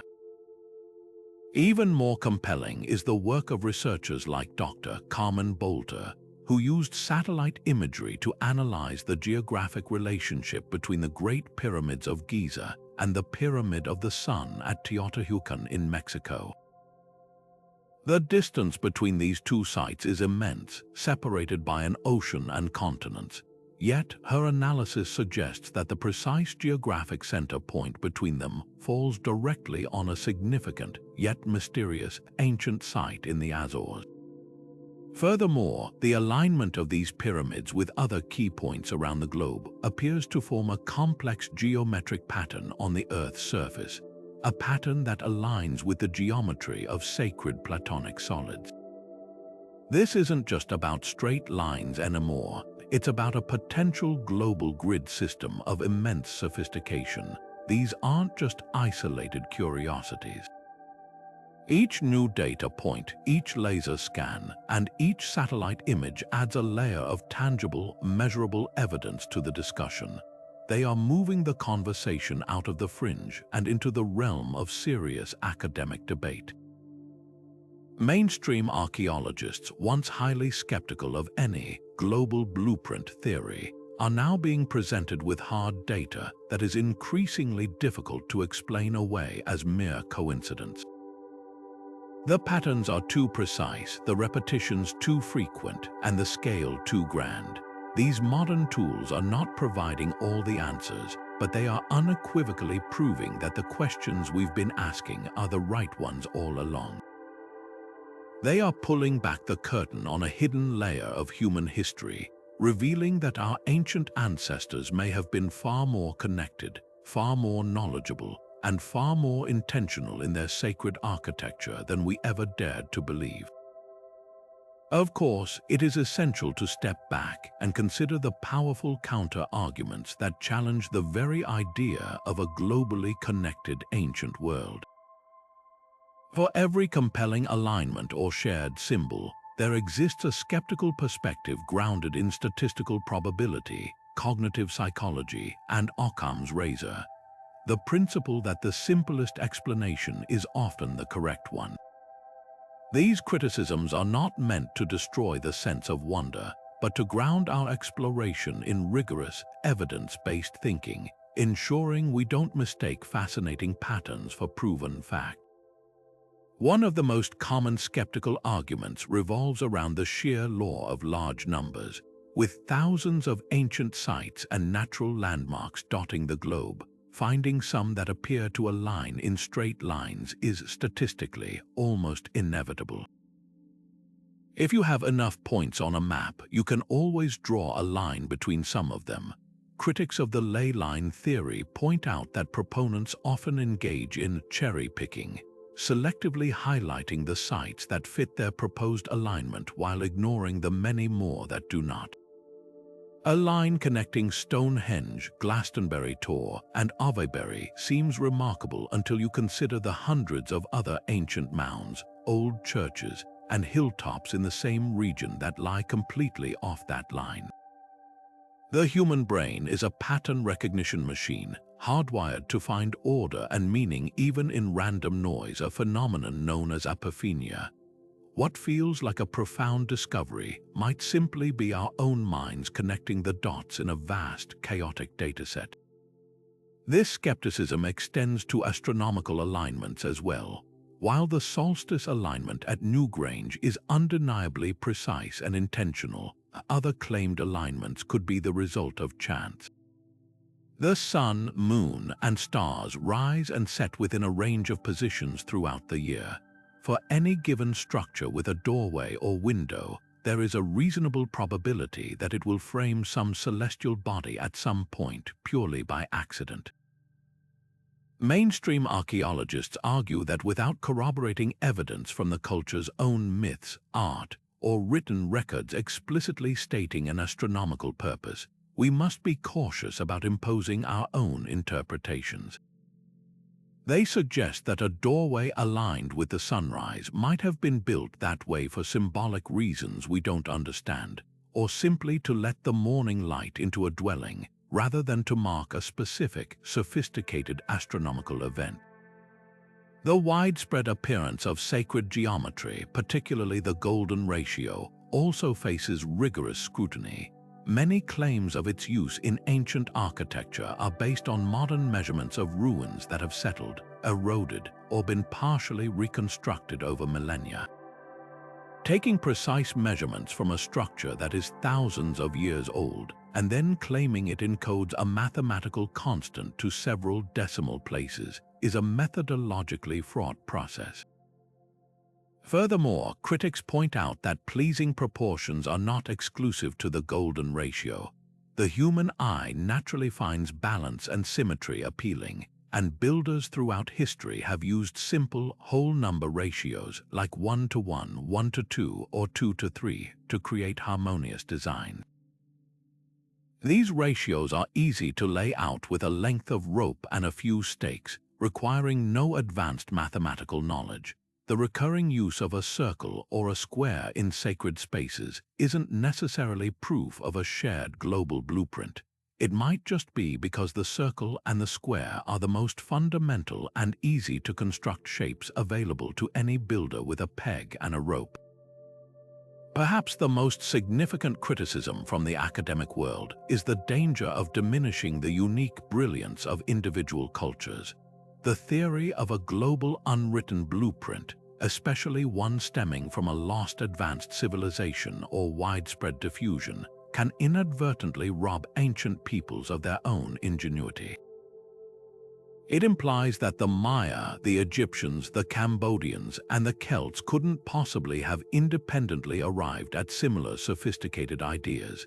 This perspective, sometimes called hyper-diffusionism, can carry uncomfortable undertones, suggesting that ancient knowledge must have originated from a single, often unspecified, superior source. Instead, many anthropologists argue that we should celebrate the phenomenon of parallel invention. different cultures facing similar human needs to track time, to honor their gods, to create stable and impressive structures, and observing the same natural world, the sun, the stars, the Fibonacci sequence in a flower can, and did arrive at similar solutions independently. This view honors the intellectual creativity and adaptive power of humanity everywhere. Engaging with these skeptical views is not a dismissal of the mystery. It is the very process that makes the pursuit of truth so vital. It forces proponents of these theories to sharpen their arguments, to seek stronger evidence, and to develop more rigorous methodologies. This healthy, critical dialogue is what separates historical inquiry from mere speculation. It encourages us to look beyond the seemingly magical connections and ask the harder, more nuanced questions. Which patterns are too precise, too complex, and too widespread to be explained by coincidence? Which alignments are supported by overwhelming evidence from multiple fields of study? By confronting these criticisms head-on, we move closer to a more authentic understanding of our past, one that distinguishes between the truly inexplicable and the patterns we simply wish were true. This intellectual honesty ensures that the wonders we are left with are not just compelling stories, but perhaps genuine glimpses into a lost chapter of human history. This magnetic dimension of the unwritten blueprint invites us to consider a world where ancient builders didn't just see the landscape, but could somehow feel its invisible forces. Imagine a master architect standing on a barren plain, not with a compass in hand, but with a deep, intuitive sensitivity to the subtle pull and pulse of the earth itself. He might have chosen a specific spot because it simply felt different, a place where the energy was heightened, a location that seemed to hum with an unseen power. This isn't as far-fetched as it might sound. Modern science has confirmed that our planet is crisscrossed by a vast, dynamic magnetic field generated by the churning of molten iron in the Earth's core. This field is not uniform. It has wrinkles, dips, and anomalies where its strength intensifies or fluctuates in fascinating ways. What if our ancestors, through generations of careful observation or through heightened states of awareness, learned to detect these variations and recognize their profound effect on both the human body and the spirit? There is compelling scientific evidence that gives this idea real weight. Researchers using highly sensitive magnetometers have taken readings at numerous sacred sites and discovered something remarkable. At Stonehenge, for instance, studies have identified specific magnetic anomalies within the stone circle, suggesting that the massive sarsen stones themselves, or the ground upon which they stand, interact with the planet's magnetic field in unique ways.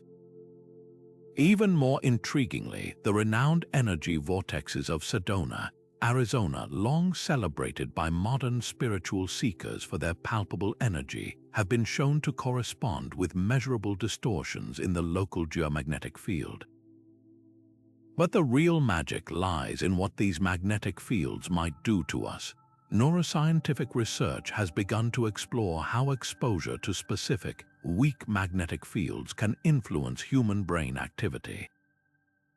Certain frequencies and strengths are thought to slightly alter the firing patterns of neurons in the brain's temporal lobe, an area associated with states of heightened awareness, meditation, and even mystical experiences.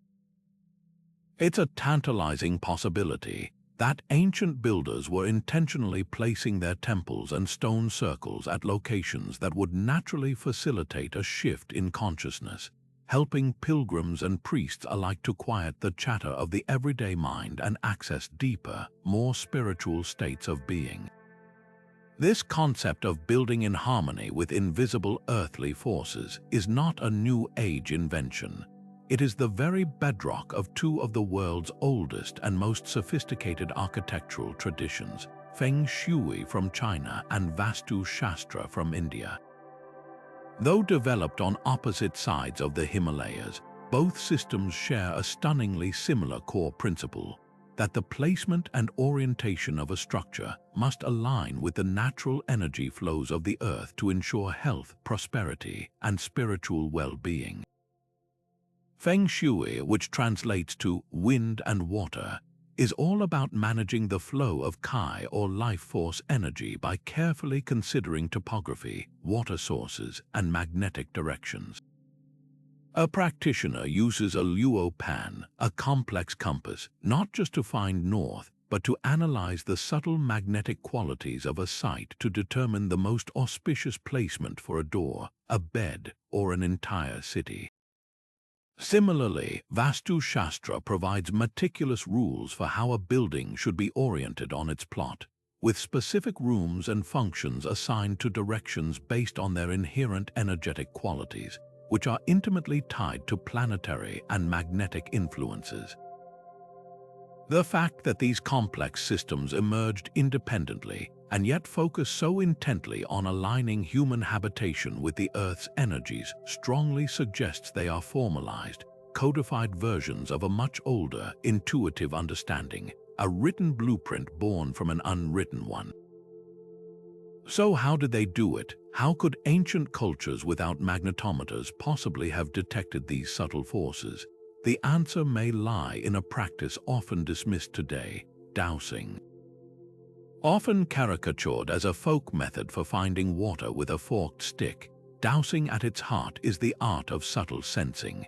Practitioners using rods, pendulums, or even just their bare hands claim to be able to detect shifts in energy fields, underground water flows, and geological fault lines, all of which can create local distortions in the geomagnetic field. It's entirely plausible that ancient site selectors were master dowsers, trained to physically feel the telltale tingle or pull that indicated a powerful location. They might have walked the land for days, patiently waiting for a sign, until they found the exact spot where the energy was most potent and harmonious. This skill wouldn't have been seen as magical, but as a practical and essential form of geomancy, the art of reading the living Earth. When we view the global network of sacred sites through this magnetic lens, a new layer of breathtaking intentionality is revealed. Perhaps the Great Pyramids of Egypt, the temples of Angkor Wat, and the mounds of North America weren't just aligned to the stars above, but were also carefully pinned to powerful energetic nodes in the grid below. This fusion of celestial alignment with terrestrial energy would have created the ultimate sacred space, a location that connected the macrocosm of the heavens with the microcosm of the human nervous system. By building their most important structures on these magnetic hotspots, our ancestors were essentially constructing resonance chambers for consciousness. They were creating places where the very fabric of reality felt different, where the veil between worlds was thin, not through superstition, but through a sophisticated, albeit intuitive, application of a natural science we are only now beginning to measure and understand. It suggests that their quest was to achieve the ultimate harmony, a perfect resonance between the human spirit, the living Earth, and the cosmos above. Perhaps no structure captures the human drive to reach for the divine more universally than the pyramid. This iconic form, a mountain crafted by human hands, emerges independently across the globe. From the deserts of Egypt to the jungles of Guatemala, from the plains of Mesopotamia to the river valleys of China. At first glance, the similarities are startling. The Great Pyramid of Giza and the Pyramid of the Sun at Teotihuacan, though separated by an ocean and over 1,000 years, both demonstrate a breathtaking precision in their alignment to the cardinal directions. This isn't a rough approximation. Both are oriented to true north with an accuracy that would challenge modern surveyors, suggesting a shared, profound reverence for the cosmic order and a desire to anchor their structures within it. Furthermore, the very shape of the pyramid, with its broad base and ascending sides, seems to speak a universal language of aspiration. It is a physical representation of a spiritual journey, a stairway or a ramp designed to facilitate the ascent of the human soul toward the heavens, or to provide a pathway for the gods to descend to earth. This symbolic function is echoed in their use, whether it's the elaborate burial chambers within Egyptian pyramids, designed to guide a pharaoh's soul to the afterlife, or the temples crowning the summits of Mesoamerican pyramids, where priests performed rituals to communicate with celestial beings. These structures served as the ultimate bridges between the earthly and the divine realms. Yet, when we look closer, the fascinating differences in their construction tell a story of brilliant adaptation to local environments and cultural needs. The classic Egyptian pyramid, epitomized by the smooth-sided giants at Giza, was built as a monumental tomb, an eternal resting place designed to protect the pharaoh's physical body and his vast wealth for eternity. Their construction relied on massive quarried blocks of limestone and granite, dragged into place with immense manpower along enormous ramps. The internal focus was on hidden chambers and intricate passageways, all sealed off from the world after the ruler's burial. Now cross the Atlantic to the stepped pyramids of the Maya and the Aztecs. Here, the purpose was almost the opposite. These structures were not sealed tombs but vibrant, active stage sets for public ritual. They were often built in phases, with new layers encasing older temples in a cycle of renewal and reverence. Constructed primarily of rubble and earth faced with cut stone, they featured steep staircases leading to open-air temples on their summits, where ceremonies including, tragically, human sacrifice, were performed in full view of the populace below. The emphasis was not on concealing a body, but on displaying spiritual power and connecting the community to the cycles of time and the will of the gods. These differences in technique and function are not signs of inferiority or superiority. They are masterful adaptations of a core symbolic idea to vastly different cultural contexts, materials, and spiritual practices. This global phenomenon forces us to confront the central question head-on. How do we explain this parallel development? The theory of cultural diffusion is incredibly tempting. Could a seafaring culture, now lost to history, have carried the basic concept of the pyramid across the oceans? Proponents point to the sheer improbability of such a specific and complex architectural form appearing independently. They highlight tantalizing, though highly controversial, archaeological anomalies, like the alleged discovery of cocaine and tobacco plants native to the Americas in Egyptian mummies, suggesting there might have been pre-Columbian transoceanic contact that we have yet to fully understand. The idea of a shared ancestral knowledge, a primordial blueprint for sacred construction that was carried by migrating peoples as they populated the world, offers a neat and elegant solution to the puzzle.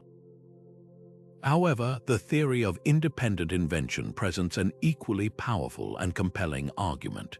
This perspective asks us to consider the pyramid not as a copied design, but as a natural and almost inevitable architectural solution to a universal human desire. If your goal is to build a tall, stable, and imposing structure without the use of modern steel or concrete, the pyramidal form is simply the most logical and stable shape. A child building a sandcastle will naturally pile the sand into a pyramid because it is the most efficient way to gain height without collapse. Furthermore, the mountain itself is a near-universal archetype for the sacred. From Mount Sinai to Mount Fuji, cultures around the world have viewed high places as the abodes of gods and the sites of revelation. What is a pyramid if not an artificial mountain constructed in regions where natural peaks were absent to create that same connection to the divine? From this viewpoint, the pyramid is a brilliant, independent innovation, born again and again from a shared human instinct to reach for the sky and a shared understanding of basic structural physics. The similarities aren't proof of contact, They are proof of a common human mind solving a common spiritual and engineering problem. The most likely truth, as with so many of these ancient mysteries, probably lies in a subtle blend of both ideas. While a direct transfer of architectural plans from Egypt to Mesoamerica remains highly unlikely, we cannot dismiss the possibility of more subtle, indirect influences. Ideas are incredibly resilient and can travel vast distances through slow, incremental chains of trade and cultural exchange over millennia. A core concept of a sacred mound could have spread and then been interpreted and executed in wildly different ways by isolated cultures, accounting for both the shared symbolic theme and the drastic differences in execution. The global network of pyramids, therefore, stands as the ultimate case study for the unwritten blueprint. It demonstrates how a profound spiritual imperative to connect earth and heaven can manifest in physical form across the world. It shows us a language of sacred architecture where the grammar is universal, but the dialects are beautifully, fascinatingly local. They are not copies of each other, but cousins, distant relatives who share a common ancestral dream of touching the sky, each having found their own magnificent way to build the ladder. Now let's shift our perspective from the measurable and the mathematical to something far more elusive yet profoundly powerful, the world of dreams and intuitive knowing. If the previous sections explored the intellect and skill of the ancient builder, this one invites us to consider their role as a visionary, a vessel for knowledge that arrived not through calculation, but through revelation. In countless indigenous traditions across the globe, the dream state was not seen as a random firing of neurons. It was a sacred portal, a direct hotline to the spirit world, the ancestors, and the conscious intelligence of the land itself. The blueprint for a sacred site in this context wasn't drafted on parchment, it was downloaded in a vision. We can find one of the most beautiful and sophisticated examples of this in the Aboriginal concept of songlines or dreaming tracks in Australia. For over 60,000 years, the first Australians have understood the entire continent as a landscape woven with these invisible pathways. A songline is the story of an ancestral being's journey during the dream time, the epoch of creation. But it is also a meticulous turn-by-turn navigational map. The lyrics of the song describe every hill, every waterhole, every rock formation, and every sacred tree along the route. An initiated person, by singing the song, can walk for hundreds of miles across unfamiliar desert, navigating with perfect accuracy. Crucially, these songs themselves are not inventions. They are considered to have been revealed through dreams and visions. The landscape and the song are one and the same, a living, sung blueprint for existence, where the direction to build or perform a ceremony was encoded in a melody passed down through generations of dreamers. This tradition of visionary guidance is equally strong in the Americas. Numerous Native American tribes have oral histories that describe the plans for their most sacred structures being received in dreams. The Great Medicine Wheel complexes scattered across the northern plains, with their precise astronomical alignments, are often said to have been built at locations revealed to a shaman or a chief in a powerful vision. The designs for the iconic totem poles of the Pacific Northwest, which tell the history and spiritual lineage of a clan, were frequently carved based on figures and symbols that appeared to the artist in a dream. Perhaps most famously, the sun dance ceremony central to the Plains tribes involves the construction of a specific, intricate lodge around a central tree. The exact design and rituals for this structure are not arbitrarily chosen. They are traditionally believed to have been given to the people through the visions of a young woman who brought the ceremony to them, a divine instruction manual delivered from the spirit world. This intuitive approach to sacred architecture fundamentally challenges our modern, hyper-rational worldview. It proposes that the most profound knowledge about the placement and purpose of these sites did not come from a process of logical deduction or even from prolonged observation alone. Instead, it was received knowledge accessed through altered states of consciousness. This could be through the dream state, through vision quests involving fasting and solitude, or through ceremonial practices that used rhythm, chanting, or sacred plants to shift awareness. In these heightened states, the individual's consciousness was believed to temporarily merge with the consciousness of the place, allowing them to perceive its hidden energetic qualities, its history, and its intended function. The builder became a medium, translating a spiritual imperative into a physical form. Acknowledging this non-linear source of knowledge dramatically expands our understanding of human potential and the origins of genius. It suggests that the master builders of old were not just brilliant engineers and astronomers. They were also accomplished mystics and psychonauts, skilled in the inner technologies of consciousness. Their connection to their environment was not merely intellectual, it was empathetic and psychic. They could listen to the land in a way most of us have forgotten, hearing its needs and understanding its sacred points of power. This perspective doesn't diminish their achievements, it elevates them. It means that sites like Stonehenge or the Nazca Lines might be the product of a dual mastery, a formidable practical skill set applied to execute a design that originated in a realm beyond ordinary perception. They are perhaps the ultimate fusion of profound spiritual insight and impeccable physical craftsmanship, a testament to the fact that the greatest human creations often emerge from the marriage of the mystical and the practical.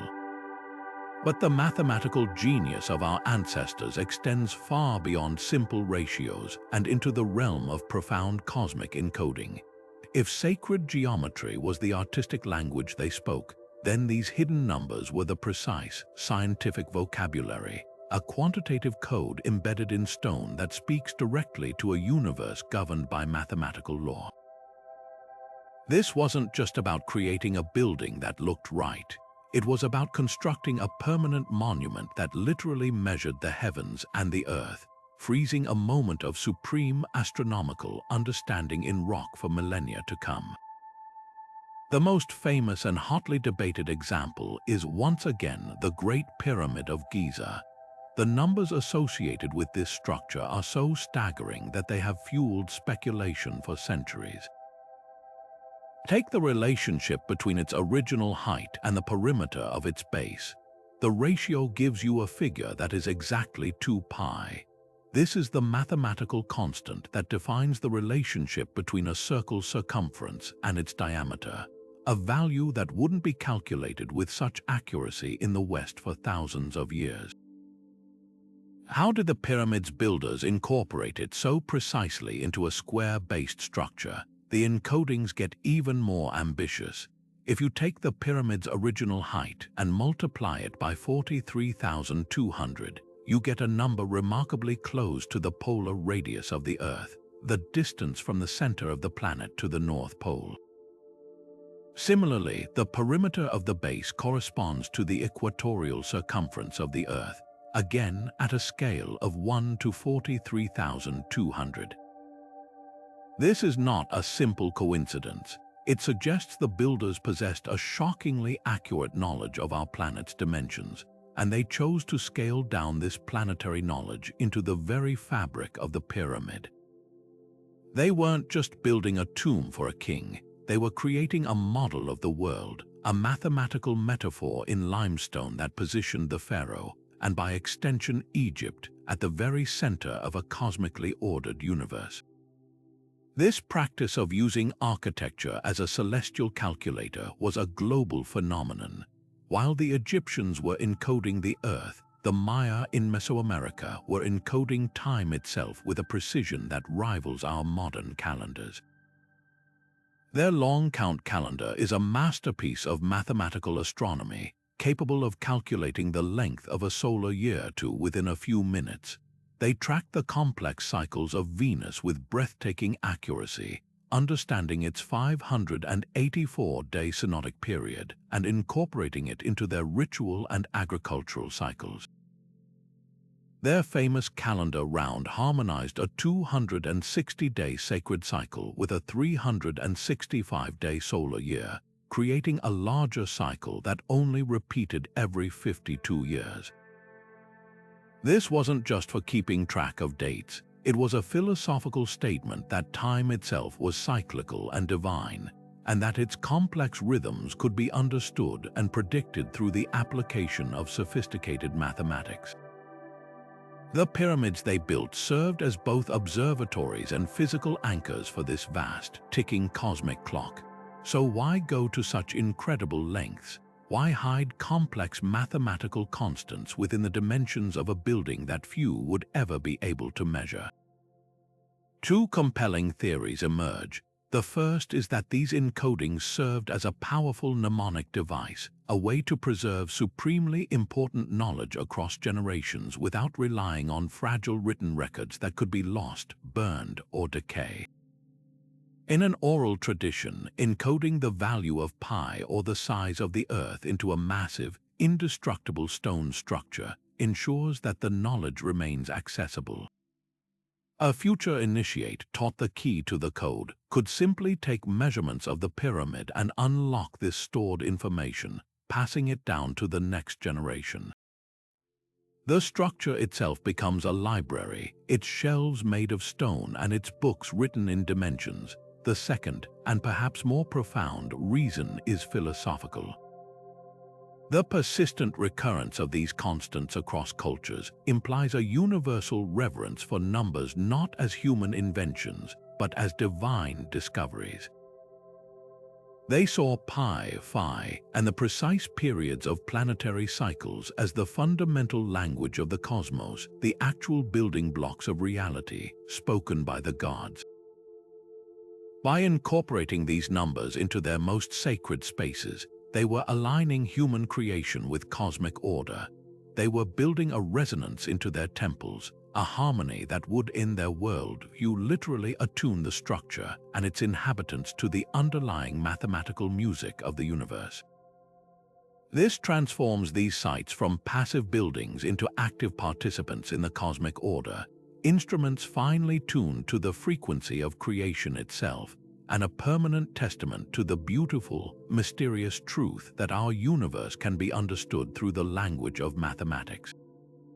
This ancient drive to build in harmony with cosmic and earthly principles is far from a forgotten relic.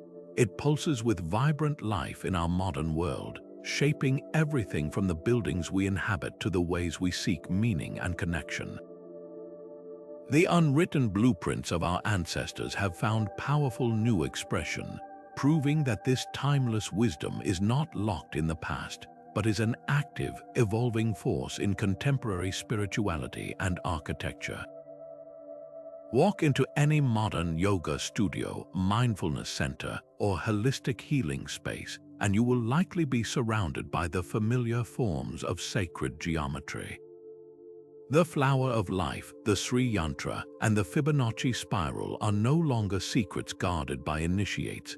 They are celebrated in art, jewelry, and meditation tools, used as focal points to quiet the mind and elevate consciousness. These patterns are intuitively recognized as conduits of harmony, a visual language that bypasses the intellect to speak directly to the soul. This isn't a passing trend. It is the democratization of an ancient spiritual technology, making these powerful tools for inner peace accessible to everyone. This influence extends dramatically into the very structures we live and work in, giving rise to the burgeoning fields of biophilic design and sacred architecture. Modern architects and designers are increasingly looking to the past for inspiration, recognizing that the ancients knew how to create spaces that truly nourish the human spirit. We see this in the soaring, light-filled atriums of modern buildings that echo the awe-inspiring naves of Gothic cathedrals, using space and light to evoke a sense of the transcendent. We see it in the renewed principles of Feng Shui and Vastu Shastra being applied in corporate headquarters and private homes, arranging environments to optimize the flow of energy and promote well-being, productivity, and balance. This is a conscious move away from sterile, box-like structures toward organic forms that resonate with us on a deeper, almost primal level.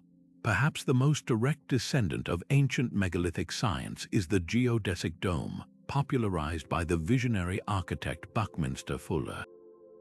These structures, based on a framework of triangles that form a spherical surface, are incredibly strong, efficient, and enclose a vast amount of space with minimal materials. But their significance goes beyond engineering. The dome is a powerful, sacred geometric form representing the vault of heaven and the wholeness of the universe. Today, these domes are favored for eco-homes, planetariums, and community spaces precisely because they create a unique and often described energetic atmosphere inside, a feeling of being held and connected, directly mirroring the intended effect of ancient stone circles and temples. This is modern architecture consciously applying ancient principles of cosmic harmony and structural efficiency to meet contemporary needs for sustainability and spiritual well-being. The pull of these ancient sites themselves has also never been stronger. In our hyper-connected digital age, there is a countervailing, powerful yearning for authentic, transformative experience.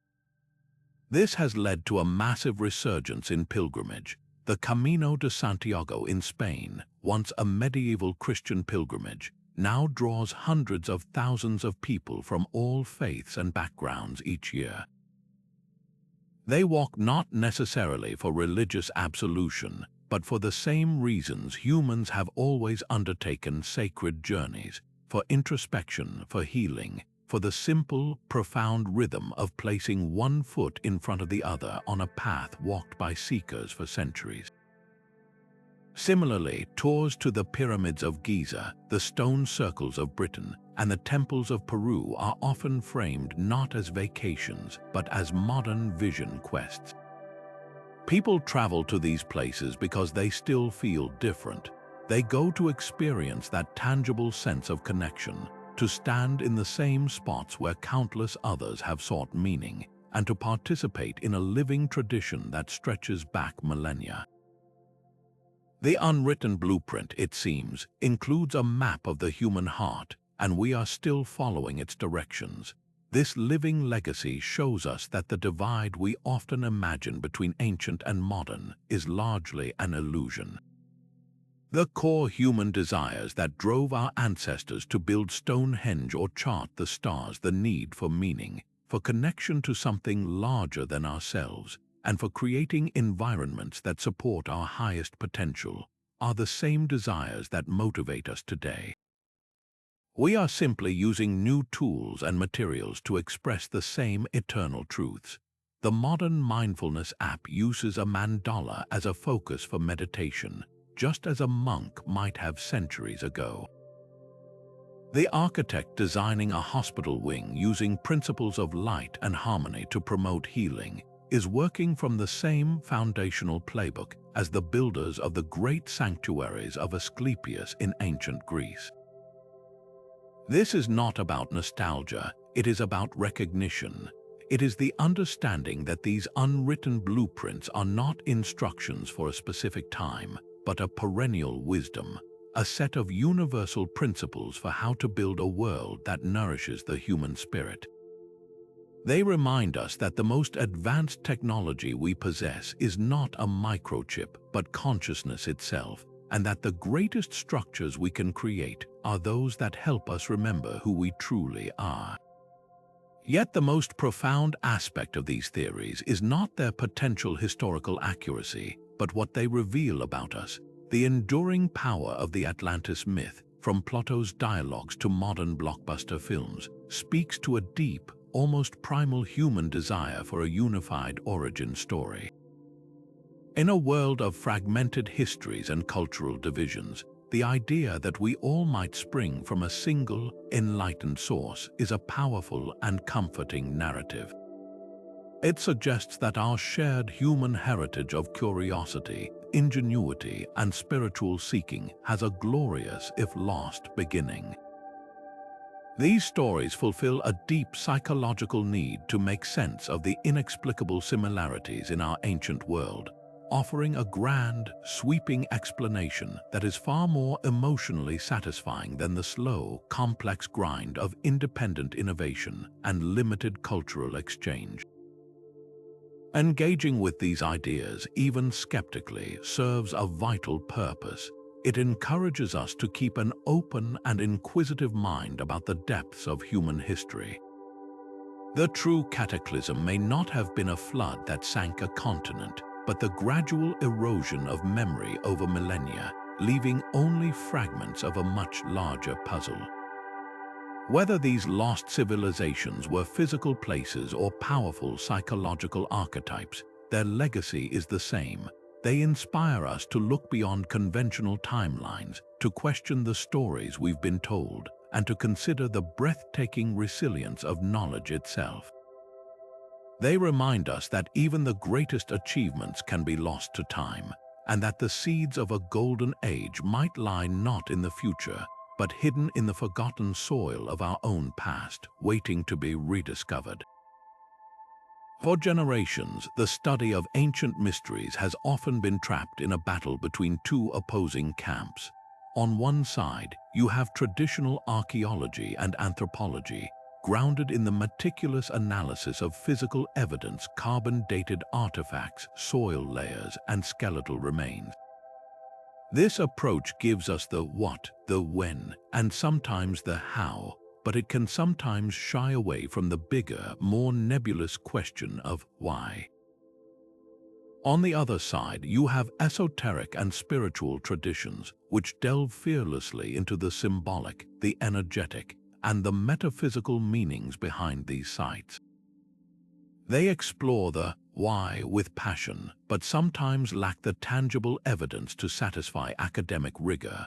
The true breakthrough in understanding these unwritten blueprints lies not in choosing a side, but in building a bridge between them.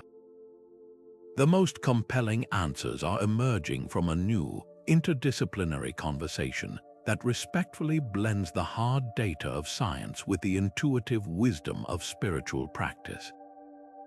Think of it like trying to understand a magnificent, ancient book that's written in a language no one speaks anymore.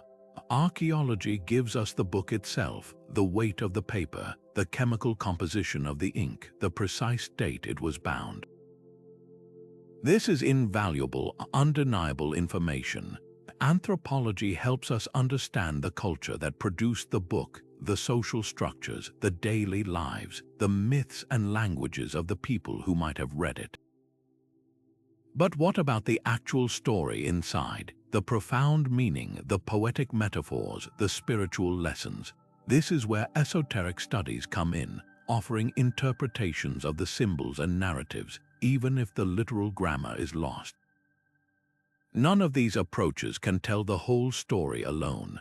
A scientist can tell you the exact mineral content of a stone at Stonehenge, but they might not fully grasp why that particular stone was believed to hold healing power. A mystic might feel the energy of the place intensely, but without the archaeological context, they can't connect that feeling to the specific funerary rituals performed there thousands of years ago.